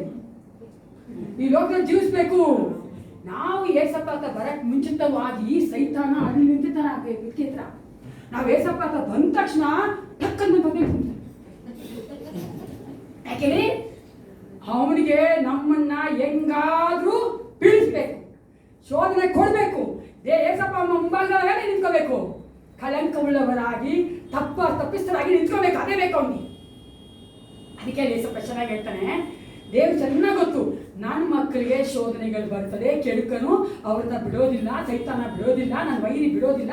ಅದಕ್ಕೋಸ್ಕರ ಅವ್ರನ್ನ ಕಾಯಬೇಕು, ತಪ್ಪಿಸಿ ಕಾಯಬೇಕು. ಅದಕ್ಕೋಸ್ಕರ ಯೇಸು ಕ್ರಿಸ್ತನು ಸ್ವರ್ಗಾರೋಹಣಂತ ಪರಲೋಕ ತಂದೆ, ಪರಲೋಕದಲ್ಲಿ ಹೋದಂಥ ಯೇಸು ಕ್ರಿಸ್ತನು ಮಹಾಯಾಜಕನಾಗಿ ಆತನು ಮಾಡ್ತಾರಂಥ ಪ್ರಾರ್ಥನೆಯನ್ನು ನಮ್ಮನ್ನ ಕೆಡುಕನ ಎಲ್ಲ ಬಾಣಗಳಿಂದ, ಕೆಡುಕನ ಎಲ್ಲ ತಂತ್ರಗಳಿಂದ ಬಿಡಿಸಿ ಕಾಯುವುದಕ್ಕಾಗಿ ಕೇಳ್ತಾ ಇದ್ದಾನೆ ಪ್ರಿಯರೇ. ನಂತರ ನೋಡ್ತೇವೆ 17 ಇವರನ್ನು ಸತ್ಯದಲ್ಲಿ ಸೇರಿಸಿ ಪ್ರತಿಷ್ಠೆ ಪಡಿಸು, ನಿನ್ನ ವಾಕ್ಯವೇ ಸತ್ಯವು. ಎಲ್ಲರೂ ಹೇಳೋಣ, ಇವರನ್ನು ಸತ್ಯದಲ್ಲಿ ಸೇರಿಸಿ ಪ್ರತಿಷ್ಠೆ ಪಡಿಸು, ನಿನ್ನ ವಾಕ್ಯವೇ ಸತ್ಯವು. ಅವಾಗ ಏನಾಗಬೇಕಿದೆ, ಸತ್ಯದಲ್ಲಿ ನಾವು ಪ್ರತಿಷ್ಠೆ ಪಡಬೇಕು. ಅದೇನು ಗೊತ್ತಾ? ಕಾನ್ಸಿಕ್ರಿಯೇಷನ್, ಡೆಡಿಕೇಶನ್. ನನ್ನನ್ನು ನಾನೇ ಸತ್ಯದಲ್ಲಿ ಪ್ರತಿಷ್ಠೆ ಪಡಿಸ್ಕೊಳ್ಬೇಕು. ಯೇಸು ಕ್ರಿಸ್ತನ ವಾಕ್ಯವೇ ಆ ಸತ್ಯವಾಗಿದೆ. ಅದನ್ನೇ ಏಸಪ್ಪ ಹೇಳ್ತಾ ಇದ್ದಾನೆ, ನನ್ನ ಮಕ್ಕಳಿಗೆ ಸುಸ್ತಾಗ್ಬಿಡ್ತದಪ್ಪ, ನನ್ನ ಮಕ್ಕಳಿಗೆ ಬೇಜಾರಾಗ್ಬಿಡ್ತದಪ್ಪ, ಈ ಲೋಕದಲ್ಲಿ ಅನೇಕ ಕಾರ್ಯಗಳು, ಅನೇಕ ಟೆಂಪ್ಟೇಷನ್ಗಳಿವೆ, ಅನೇಕವಾದಂಥ ಒಂದು ನೋಡ್ತೀವಲ್ಲ ಎಳೆಯುವಿಕೆ ಇದೆ. ಅದು ಈಗ ಅಂತೂ ಮಾಡರ್ನ್ ಡೇಸ್ ತುಂಬ ಎಕ್ಸ್ಪೋಷರ್ ಇದೆ. ಅದಕ್ಕೋಸ್ಕರ ಸತ್ಯದಲ್ಲಿ ನನ್ನ ವಾಕ್ಯವಾದ ಸತ್ಯದಲ್ಲಿ ಅವ್ರನ್ನ ಪ್ರತಿಷ್ಠೆ ಪಡಿಸು. ದೇವರ ಆತ್ಮನು ನಮ್ಮಲ್ಲಿ ಕಾರ್ಯ ಮಾಡದೆ ಹೊರತು ನಾವು ನೋಡ್ಬೇಕು. ಆತ್ಮೀಯ ಕಾರ್ಯ ಮಾಡೋಕ್ಕಾಗ ನೋಡಿದ್ದೀರಾ? You seen that? If Holy Spirit is not working in us, we cannot do any spiritual things. ಆಮೇಲೆ ಶಾರೀರಿಕ ಮಾಡೋಕ್ಕಾಗಲ್ಲ. ನಿಮ್ಗೆ ಕೇಳಿ ನೋಡಿಬೇಕಂದ್ರೆ ಶಾರೀರಿಕ ಮಾಡೋಕ್ಕಾಗಲ್ಲ. ನಿದ್ರೆ ಬಂದು ಸ್ಟಾರ್ಟ್, ಹೊಟ್ಟೆ ಹಸು ಸ್ಟಾರ್ಟ್, ಕಿರಿಕಿರಿ ಸ್ಟಾರ್ಟ್. ಅವಾಗಲೇ ಮಕ್ಕಳು ಬಂದು ಮೌ ಅದು ಕೊಡಮ್ಮ ಇದು ಕೊಡಮ್ಮ ಯಾಕಂದ್ರೆ ಏನು ಮಕ್ಕಳಪ್ಪ ಸ್ವಾಮಿ. ಅವಾಗ ತಾನೇ ನಾವು ಶಕ್ತಿನ ಹ್ಯೂಮನ್ ಆಗಿ ಮನುಷ್ಯರಾಗಿ ಹೆಂಗಾಗಬೇಕು ಓದ್ಬೇಕು ಕೂತಿರ್ತೀವಿ. ಅವಾಗ ಬರ್ತೀವಿ ಹ್ಯೂಮನ್ ಆಗಿ ಮಾಡೋಕ್ಕಾಗಲ್ಲ ಅಂತ ನಾನು ನೋಡಿದ್ದೀನಿ ನನ್ನ ಲೈಫಲ್ಲಿ. ನಮ್ಮ ಒಂದು ಸೇವೆಗಳು ನೋಡಿದ್ದೀನಿ. ಆತ್ಮಕ್ಕೆ, ದೇವರ ಆತ್ಮಕ್ಕೆ ಒಪ್ಪಿಸ್ಕೊಟ್ಟು ನೋಡಿ ದೇವರೇ ನಿಮ್ಮನ್ನ ಸೂಪರಾಗಿ ನಡೆಸ್ತಾರೆ. ಇದು ಓದೋದ್ರಲ್ಲಿ, ಪ್ರಾರ್ಥನೆ ಮಾಡೋದ್ರಲ್ಲಿ, ಸಭೆಗೆ ಬರೋದ್ರಲ್ಲಿ, ಪ್ರಾರ್ಥನೆಗೆ ಬರೋದ್ರಲ್ಲಿ, ಬೇರೆಯವ್ರ ಹತ್ರ ಮಾತಾಡೋದ್ರಲ್ಲಿ ಎಲ್ಲರೂ ದೇವ್ರ ಸೂಪರಾಗಿ ನಡೆಸ್ತಾರೆ. ನಾನು ಶಾರೀರಿಕವಾಗಿ ನನ್ನ ಮನಸ್ಸಿನ ಆಲೋಚನೆ ಮೇಲೆಗೆ, ನನ್ನ ಸಾಮರ್ಥ್ಯದ ಮೇಲೆ ಮಾಡಿದ್ರೆ ಅದು ನಡೆಯೋದೇ. ಅದಕ್ಕೋಸ್ಕರ ಏನ್ ಮಾಡಬೇಕು? ದೇವರ ಆತ್ಮಕ್ಕೆ, ಆ ಒಂದು ಸತ್ಯಕ್ಕೆ ನಮ್ಮನ್ನ ಪ್ರತಿಷ್ಠೆ ಮಾಡ್ಕೊಳ್ಬೇಕು. ಯಾರೆಲ್ಲ ಮಾಡ್ಕೋತೀರಾ? Hallelujah, praise the Lord. ನಂತರ 17:20 ಓದಿ. ಆದರೆ ಇವರಿಗೋಸ್ಕರ ಮಾತ್ರವಲ್ಲದೆ ಇವರ ವಾಕ್ಯದಿಂದ ನನ್ನ ನಂಬುವವರಿಗೋಸ್ಕರ ಇವರ ವಾಕ್ಯನ ನನ್ನ ನಂಬುವವರಿಗೋಸ್ಕರವೂ ಸಹ ಕೇಳಿಕೊಳ್ಳುತ್ತೇನೆ. ಅವಾಗ ಇಲ್ಲೇನ್ ಮಾಡ್ತಾ ದೇವರು, ಏಸಪ್ಪ ಎಷ್ಟು ಸೂಪರ್ ಅಂದ್ರೆ ಇಂಟೆಲಿಜೆಂಟ್, ಕ್ಲೆವರ್ ಅನ್ನಕ್ಕೆ, ಇವರ ಮೂಲಕ ನನ್ನ ನಂಬುವವರಿಗೋಸ್ಕರ ನಾನು ಪ್ರಾರ್ಥನೆ ಮಾಡ್ತೀನಿ ಅಂದ್ರೆ ಅರ್ಥ ಏನಂದ್ರೆ ಇವರು ಹೋಗಿ ಸುವಾರ್ತೆ ಸಾರ್ತಾರೆ ಅಂತ ಅರ್ಥ. ಓಕೆ, ನಾವು ಕುತ್ಕೊಂಡ್ಬಿಟ್ಟಿದ್ರೆ ಏಸಪ್ಪ ಪ್ರಾರ್ಥನೆ ಮಾಡಲ್ಲ, ಗ್ಯಾರಂಟಿ. ಚೆನ್ನಾಗಿ ತಿಳ್ಕೊಳ್ಳಿ, ಏಸಪ್ಪ ಗ್ಯಾರಂಟಿಯಾಗಿ ಮಾಡ್ಬಿಡ್ತಾನೆ. ನಾವು ಯಾರನ್ನ ಬೇಕಾದ್ರೆ ಮಸ್ಕ ಹೊಡಿಬೋದು, ಏಸಪ್ಪನ ಮಸ್ಕ ಹೊಡಿಯಕ್ಕಾಗಲ್ಲ ಅಲ್ವಾ? ಇಲ್ಲವಂತ ಹಂಗೆ ತಾನೆ. ಅದೇ ಶನಿವಾರ ಬಾಳೆ ಕೊಟ್ಟರೆ ಅದಕ್ಕೆ ಇಟ್ಕೊಂಡ್ಬಿಟ್ಟು ಎಲ್ಲ ಕೊಟ್ಬಿಟ್ಟು ನಾನು ಏಸಪ್ಪ ಕೊಡಲ್ಲ, ನೀನು ಏನೇ ಕೊಟ್ಟರು ಕೊಡಲ್ಲ. ಇಲ್ಲೇನಲ್ಲ, ಈ ಪ್ರಾರ್ಥನೆ ಮಾಡೋದಕ್ಕೋಸ್ಕರ ಎಷ್ಟು ಚೆನ್ನಾಗಿ ಏಸಪ್ಪ ಹೇಳ್ತಾನೆ, ಅವರ ಮಾತುಗಳ ಮೂಲಕವಾಗಿ ನಾವು ಸ್ವಾರ್ಥ ಸಾಧಬೇಕಾದ ನಂಬ್ಕೊಂಡು ಬರ್ತಾರಲ್ಲ ಅವ್ರಿಗೋಸ್ಕರ ಏಸಪ್ಪ ಪ್ರೇ ಮಾಡ್ತಾನೆ. Hallelujah, what A great and mighty is our lord ಅಲ್ವಾ? ನನ್ನ ಮೂಲಕ ಅವ್ರು ಬಂದಾರಲ್ಲ ಅವ್ರಿಗೂ ಪ್ರಾರ್ಥನೆ ಮಾಡ್ತಾನೆ ಏಸಪ್ಪ. ಅವನ ಸ್ವಾರ್ಥ ಸಾಧಕ ಬೇಡ ಅವರಿಗೆ. ಕಾಲ ತಿಂಗಳಲ್ಲಿ ಎಷ್ಟು ಜನ ಸುವಾರ್ತೆ ಸಾರಿದೆ, ಎಷ್ಟು ಜನ ಏಸಪ್ಪನ ಒಂದು ಒಳ್ಳೆತನ ಬೇರೆ ಹೇಳಿದ್ದೀರಾ? ಒಬ್ರಿಗಾಗ ಹೇಳಿದ್ರಿ ಹಲ್ಲೆಲೂಯಾ, ಕೈ ಎತ್ರಿ ಅಲ್ವಾ? ತುಂಬ ಬೇಜಾರ ಬಿಡ್ತಲ್ಲ, ಅಯ್ಯೋ ಏಸಪ್ಪ ಏನಪ್ಪ ನಮ್ಮ ಸಭೆ ವರ್ಷಕ್ಕೊಂದ್ಸರಿ ಸಾರೋದಲ್ಲ ನಮ್ಮ ಸಭೆ, ಪ್ರತಿ ದಿನ ಸಾರೋದು, ಯಾವಾಗ ಚಾನ್ಸ್ ಸಿಗುತ್ತೆ ಹೇಳ್ತಾ ಇರೋದು ಏಸಪ್ಪಗೆ ಅಲ್ವಾ? ಆಮೇಲೆ ನೋಡ್ಕೊಂಡು ಏನಾಗುತ್ತೆ ಅಂತ ಅವ್ರೋಗಿ ಇನ್ನೊಂದು ಕರ್ಕೊಂಬರಲ್ಲ, ಭಯಪಡಬೇಡಿ ಹೇಳ್ತೀನಿ ನಾವು ಅನ್ಕೊಂಡ್ಬಿಡ್ತೀವಿ, ಒಳಗೆ ಭಯಪಡ್ಬಿಡ್ತೀವಿ ಅಂತ. ಏನು ಭಯಪಡಬೇಡ. ಅದೇ ದೇವರಾತ್ಮ ನಿಮ್ಮ ನಡೆಸಿದ್ರೆ ಬಾಯಿ ತೆಗೆ ಸಾಕು. ದೇವರು ಚೆನ್ನಾಗಿ ಹೇಳ್ತಾರೆ, ಕಂಚಕ್ಕೆ ಅಂತ ಪಿಲಿಪೆ ಕರ್ಕೊಂಡು ಹೋಗ್ತಾರಲ್ಲ, ಅದನ್ನ ಬಾಯಿ ತೆಗೆದ ದೇವ್ರ ವಾಕ್ಯ ಹೇಳ್ತಾರೆ. ಈ ಬಾಯಿ ತೆಗೆ ಸಾಕು, ದೇವ್ರು ಮಾತಾಡ್ತಾನೆ. ಓಕೆನಾ? ನೆಕ್ಸ್ಟ್ ನಾವು ನೋಡ್ತೀವಿ 17:26, 17:26 ಲಾಸ್ಟ್ ಓದ್ಬಿಡೋಣ. ಏನಂತ ಹೇಳಿ ಪ್ರಾರ್ಥನೆ ಮಾಡಿದೆ ಯೇಸು ನಮಗೋಸ್ಕರ. ನಾನು ಅವರಿಗೆ ನಿನ್ನ ಹೆಸರನ್ನು ತಿಳಿಸಿದ್ದೇನೆ, ಇನ್ನೂ ತಿಳಿಸುವೆನು. ನೀನು ನನ್ನ ಮೇಲೆ ಇಟ್ಟಂತ ಪ್ರೀತಿಯು ಅವರಲ್ಲಿ ಇರಬೇಕೆಂದು ನಾನು ಅವರಲ್ಲಿ ಇರಬೇಕೆಂದು ಪ್ರಾರ್ಥಿಸುತ್ತೇನೆ ಅಂದನು. ಯಾವ್ದು ನಮ್ಮ ಇರ್ಬೇಕಂತೆ ಹೇಳಿ? 17:26 ನಾನು ಅವರಿಗೆ ನಿನ್ನ ಹೆಸರನ್ನು ತಿಳಿಸಿದ್ದೇನೆ, ಇನ್ನೂ ತಿಳಿಸುವೆನು ಅಂದ್ರೆ ಅರ್ಥ ಏನು? ಇನ್ನೂ ಆತನ ನಾಮವನ್ನ ಪ್ರಕಟ ಮಾಡಲೇಬೇಕು. ನಂತರ ಹೇಳ್ತದೆ, ನೀವು ನನ್ನ ಮೇಲೆ ಇಟ್ಟಂತ ಪ್ರೀತಿಯು ಅವರಲ್ಲಿ ಇರಬೇಕೆಂದು ನಾನು ಅವರಲ್ಲಿ ಇರಬೇಕೆಂದು ಪ್ರಾರ್ಥಿಸುತ್ತೇನೆ. ದೇವರ ಒಂದು ಪ್ರೀತಿ ನಮ್ಮಲ್ಲಿಯೂ ಯೇಸು ಕ್ರಿಸ್ತನು ನಮ್ಮಲ್ಲಿಯೂ ಇರಬೇಕಂತ ಅಲ್ಲಿ ಯೇಸು ಕ್ರಿಸ್ತನು ಪ್ರಾರ್ಥನೆ ಮಾಡ್ತಾ ಇದ್ದಾನೆ ಅಂತ ಹೇಳಿ. ನಾವು ಪಾಪದ ಜೀವಿತ ಮಾಡುವುದಾದ್ರೆ ಯೇಸು ಕ್ರಿಸ್ತನು ನಮ್ಮಲ್ಲಿ ಇರಕ್ಕೆ ಸಾಧ್ಯವೇ ಇಲ್ಲ. ಆಮೇಲೆ ನೀವು ಇಷ್ಟಪಡದೇ ಇರಿ, ನಾವು ಒಪ್ಕೋಬೇಕಂತಾನೆ. ಆಮೇಲೆ ರೈಟ್ ಅಲ್ವಾ? ನೀವು ಇಷ್ಟಪಡದೇ ಇರಲಿ, ನೀವೇ ಸಮರ್ಥನೆ ಮಾಡ್ಕೊಳ್ಳಿ, ಅದು ಸತ್ಯವಾದದ್ದು. ನೀನು ಪಾಪದ ಜೀವಿತದಲ್ಲೇ ಇರುವುದಾದ್ರೆ ಯೇಸು ಕ್ರಿಸ್ತನೊಂದಿಗೆ ನೀನು ಒಳಗಡೆ ವಾಸ ಮಾಡಕ್ಕೆ ಸಾಧ್ಯನೇ ಇಲ್ಲ. ಯಾಕಂದ್ರೆ ಆತನು ಪಾಪವನ್ನ ದ್ವೇಷಿಸಿದವರಾಗಿ ಪಾಪಿಯನ್ನ ಪ್ರೀತಿ ಮಾಡಿದನಾಗ ಆತ ನಮ್ಮ ರಕ್ಷಣೆ ಕೊಟ್ಟಿದ್ದಾನೆ ಅಲ್ವಾ. ಅದಕ್ಕೋಸ್ಕರವಾಗಿ ಅದು ಹೇಳ್ತಾನೆ, ನನ್ನ ಪ್ರೀತಿಯು, ದೇವರ ಪ್ರೀತಿಯು ಮತ್ತೆ ಆತ ನಮ್ಮಲ್ಲಿ ಇರುವಂತೆ ಆತ ನಮಗಾಗಿ ಪ್ರಾರ್ಥನೆ ಮಾಡ್ತಾ ಇದ್ದಾನೆ. ನಾವು ಆತನ ಒಂದು ಸಾವು ಮತ್ತೆ ಆತನ ಒಂದು ಪುನರುತ್ಥಾನ, ಸ್ವರ್ಗಾರೋಹಣ ಮತ್ತು ಆತನ ತಿರುಗಿ ಬರುವಂತ ಎರಡನೇ ಒಂದು ಬರೋಣದಲ್ಲಿ ಸಿಗುವಂತಹ 3 ಆಶೀರ್ವಾದಗಳನ್ನು ಹೇಳಿ ನಾನು ಮುಗಿಸ್ತೇನೆ. ಮೊದಲು, we receive the Holy Spirit into our lives, that is present blessing. ಅಂದ್ರೆ ನಾವು ಪರಿಶುದ್ಧಾತ್ಮ ಅಂಗೀಕರಿಸ್ಕೊಳ್ತೇವೆ, ಅವಾಗ ಆತ ನಮ್ಮಲ್ಲಿ ಜೀವನ ಮಾಡ್ತಾನೆ, ನಮ್ಮ ಒಳಗಡೆ ಜೀವಿಸ್ತಾನೆ. ಅದು ನಮಗೆ ಸಿಗುವಂತ ಮೊದಲನೇ ಒಂದು ಆಶೀರ್ವಾದ, ಈಗ ಸಿಗುವಂತ ಆಶೀರ್ವಾದ. ಎರಡನೇದಾಗಿ, ನಮಗಾಗಿ ಪರಲೋಕದಲ್ಲಿ ಬಿಡಾರಗಳನ್ನ ಮಾಡಿದ್ದಾನೆ, ಅದು ಫ್ಯೂಚರ್ ಅಂದ್ರೆ ಭವಿಷ್ಯದಲ್ಲಿ ಸಿಗುವಂತ ಒಂದು ಆಶೀರ್ವಾದ. ಮೂರನೇದಾಗಿ, ಯೇಸು ಕ್ರಿಸ್ತನ ಮಹಾಯಾಜಕನಾಗಿ ಪರಲೋಕದಲ್ಲಿ ನನಗಾಗಿ ಯಾವಾಗಲೂ ಸದಾಕಾಲ ಪ್ರಾರ್ಥನೆ ಮಾಡ್ತಾನ, ಅದೇ ಕಾನ್ಸ್ಟೆಂಟ್ ಬ್ಲೆಸ್ಸಿಂಗ್ ಅಂದ್ರೆ ಯಾವಾಗಲೂ ನಿರಂತರ ಸಿಗುವಂತ ಒಂದು ಆಶೀರ್ವಾದ. ಅನೇಕ ಸಾರಿ ನಾವು ಬೇಜಾರು ಮಾಡ್ಕೋತೀವಲ್ಲ ಪ್ರಿಯರೇ, ದಯವಿಟ್ಟು ದೇವರ ಮಕ್ಕಳಾಗಿ ನೊಂದ್ಕೊಂಬೇಡಿ. ಆಸ್ ಎ ಗಾಡ್ ಸರ್ವೆಂಟ್, ದೇವರ ಸೇವಕಿಯಾಗಿ ನಾನು ನಿಮ್ಗೆ ಹೇಳ್ತಾ ಇದ್ದೀನಿ, ದೇವರ ಮಕ್ಕಳು ನಾವು ನೊಂದ್ಕೋಬಾರ್ದು, ಹಲವಾರು ಈ ಒಂದು ಲೋಕದ ಕಾರ್ಯಗಳಿಗೋಸ್ಕರ. ಯಾವ್ದು ಕಲ್ಬೇಕು ಗೊತ್ತಾ? ರಕ್ಷಣೆಗೆ ಬರೆದ ಸತ್ತೋಗ್ತಾರಲ್ಲ, ರಕ್ಷಣೆ ಇಲ್ಲದೆ ಅನೇಕ ಮಕ್ಕಳು ಕಷ್ಟಪಡ್ತಾ ಇದ್ದಾರಲ್ಲ, ಅಂಥವ್ರು ಆಳ್ಬೇಕು.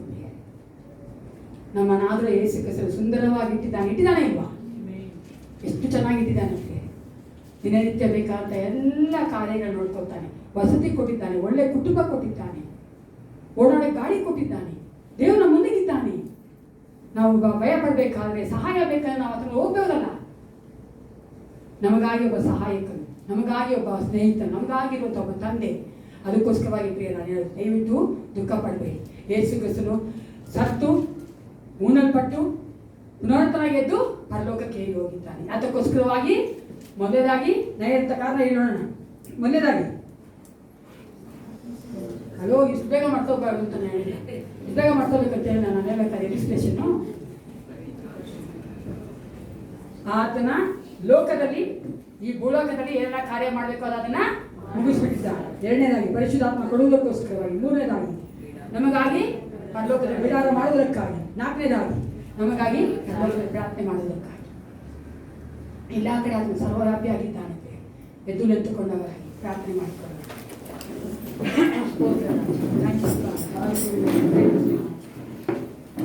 ಪರಿಶುದ್ಧನೆ, ಪರಿಶುದ್ಧನೆ, ಅಪಾ ನಿಮಗೆ ಸ್ತೋತ್ರ ಉಂಟಾಗಲಿ. Thank you Jesus. Glory Jesus. ನನ್ನ ತೀರವಿರು ಓ ಯೇಸುವೇ, ನಾನಿನ್ನನ್ನು ಬಿಟ್ಟು ಬಾಳಲಾರೆನು. ನನ್ನ ತೀರವಿರು ಓ ಯೇಸುವೇ, ನಾನಿನ್ನನ್ನು ಬಿಟ್ಟು ಬಾಳಲಾರೆನು.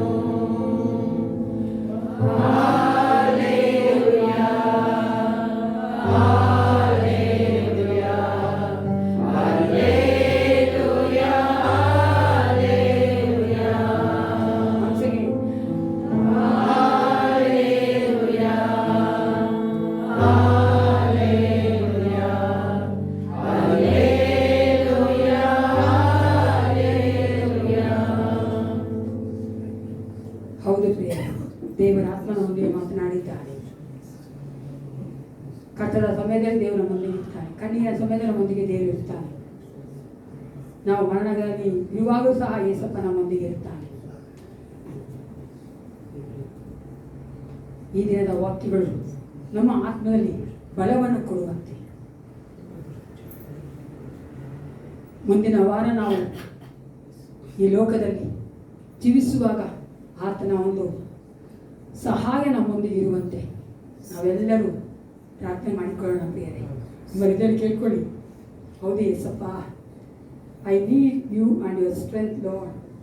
ಬೇಡ ಪ್ರಿಯರೇ, ನಮ್ಮ ಒಂದು ಸಾಮರ್ಥ್ಯದ ಮೇಲೆ ನಾವು ಹತ್ತುಕೊಳ್ಳೋದು ಬೇಡ, ನಮ್ಮ ದುಡ್ಡಿನ ಮೇಲೆ ನಾವು ಹತ್ತುಕೊಳ್ಳೋದು ಬೇಡ, ನಮ್ಮ ಬಲದ ಮೇಲೆ ನಾವು ಹತ್ತುಕೊಳ್ಳೋದು ಬೇಡ. ಅದು ಯಾವುದು ಶಾಶ್ವತವಲ್ಲ ಪ್ರಿಯರೇ. ಅದು ಯಾವುದು ನಮಗೆ ಸಹಾಯ ಮಾಡಲು ಸಾಧ್ಯವಿಲ್ಲ. ನಾವು ಅಂದುಕೊಂಡೇ ಇರಲಿಲ್ವಲ್ಲ ಈ ರೀತಿಯಾದ ಕೊರೋನಾ ವೈರಸ್ ಬರ್ತದೆ, ಪ್ರಪಂಚದಾದ್ಯ ಎಲ್ಲ ಕಡೆ ಅದು ಒಂದೇ ಸಾರಿ ನಮಗೆ ಪೆಟ್ಟು ಕೊಡ್ತದೆ, ನಮಗೆ ತೊಂದರೆ ಮಾಡ್ತದೆ, ಯಾರು ನೆನೆಸಿರ್ಲಿಲ್ವಲ್ಲ. ಆ ರೀತಿಯಾದ ಕಾರ್ಯಗಳು ಏಸಪ್ಪನ ಮಾಡೋಕ್ಕಾಗ್ತದೆ. ನಾವು ನಮ್ಮನ್ನು ಹೆಚ್ಚಿಸಿಕೊಳ್ಳೋದು ಬೇಡ ಪ್ರಿಯರೇ, ತಗ್ಗಿಸಿಕೊಳ್ಳೋಣ. ದೇವರ ಆತ್ಮನು ನಮ್ಮಲ್ಲಿ ಕಾರ್ಯ ಮಾಡುವಾತನಾಗಿದ್ದ. ನಮಗಾಗಿ ಪರಲೋಕದಲ್ಲಿ ಆತನು ಪ್ರಾರ್ಥನೆ ಮಾಡುತ್ತಾ ಇದ್ದಾರೆ, ಕಾನ್ಸ್ಟೆಂಟ್ ಆಗಿ ಪ್ರೇಯರ್ ಮಾಡ್ತಾ ಇದ್ದಾರೆ ಪ್ರಿಯರೇ. ಹಾಲೆಲೂಯಾ, ಸ್ತೋತ್ರ. ಸೈನ್ಯಗಳ ಕರ್ತನಾದ ಪರಲೋಕ ತಂದೆ, ನಿನಗೆ ಸ್ತೋತ್ರ ಉಂಟಾಗಲಿ ಕರ್ತಾನೆ. ಅಪ್ಪ, ನನಗಾಗಿ ಈ ಒಂದು ಲೋಕಕ್ಕೆ ಬಂದಿಲ್ಲ ಕರ್ತ.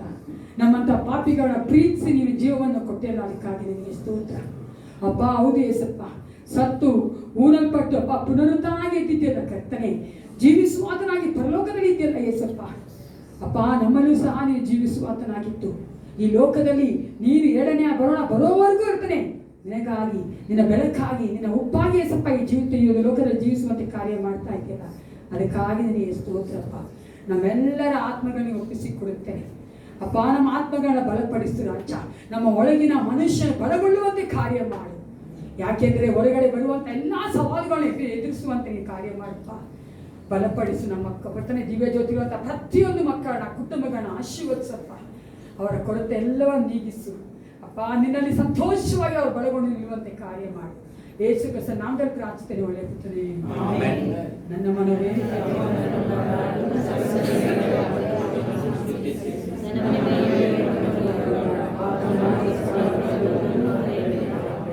ನಮ್ಮ ಕರ್ತನಾದ ಯೇಸು ಕ್ರಿಸ್ತನ ಕೃಪೆಯು, ದೇವರ ಪ್ರೀತಿಯು, ಪರಿಶುದ್ಧಾತ್ಮನ ಅನ್ಯೋನ್ಯತೆ, ಸಹವಾಸವು, ಬಲವು ಸದಾಕಾಲ ನಮ್ಮೆಲ್ಲರೊಂದಿಗೆ ಇರಲಿ. Praise the Lord. Jesus loves you and bless you.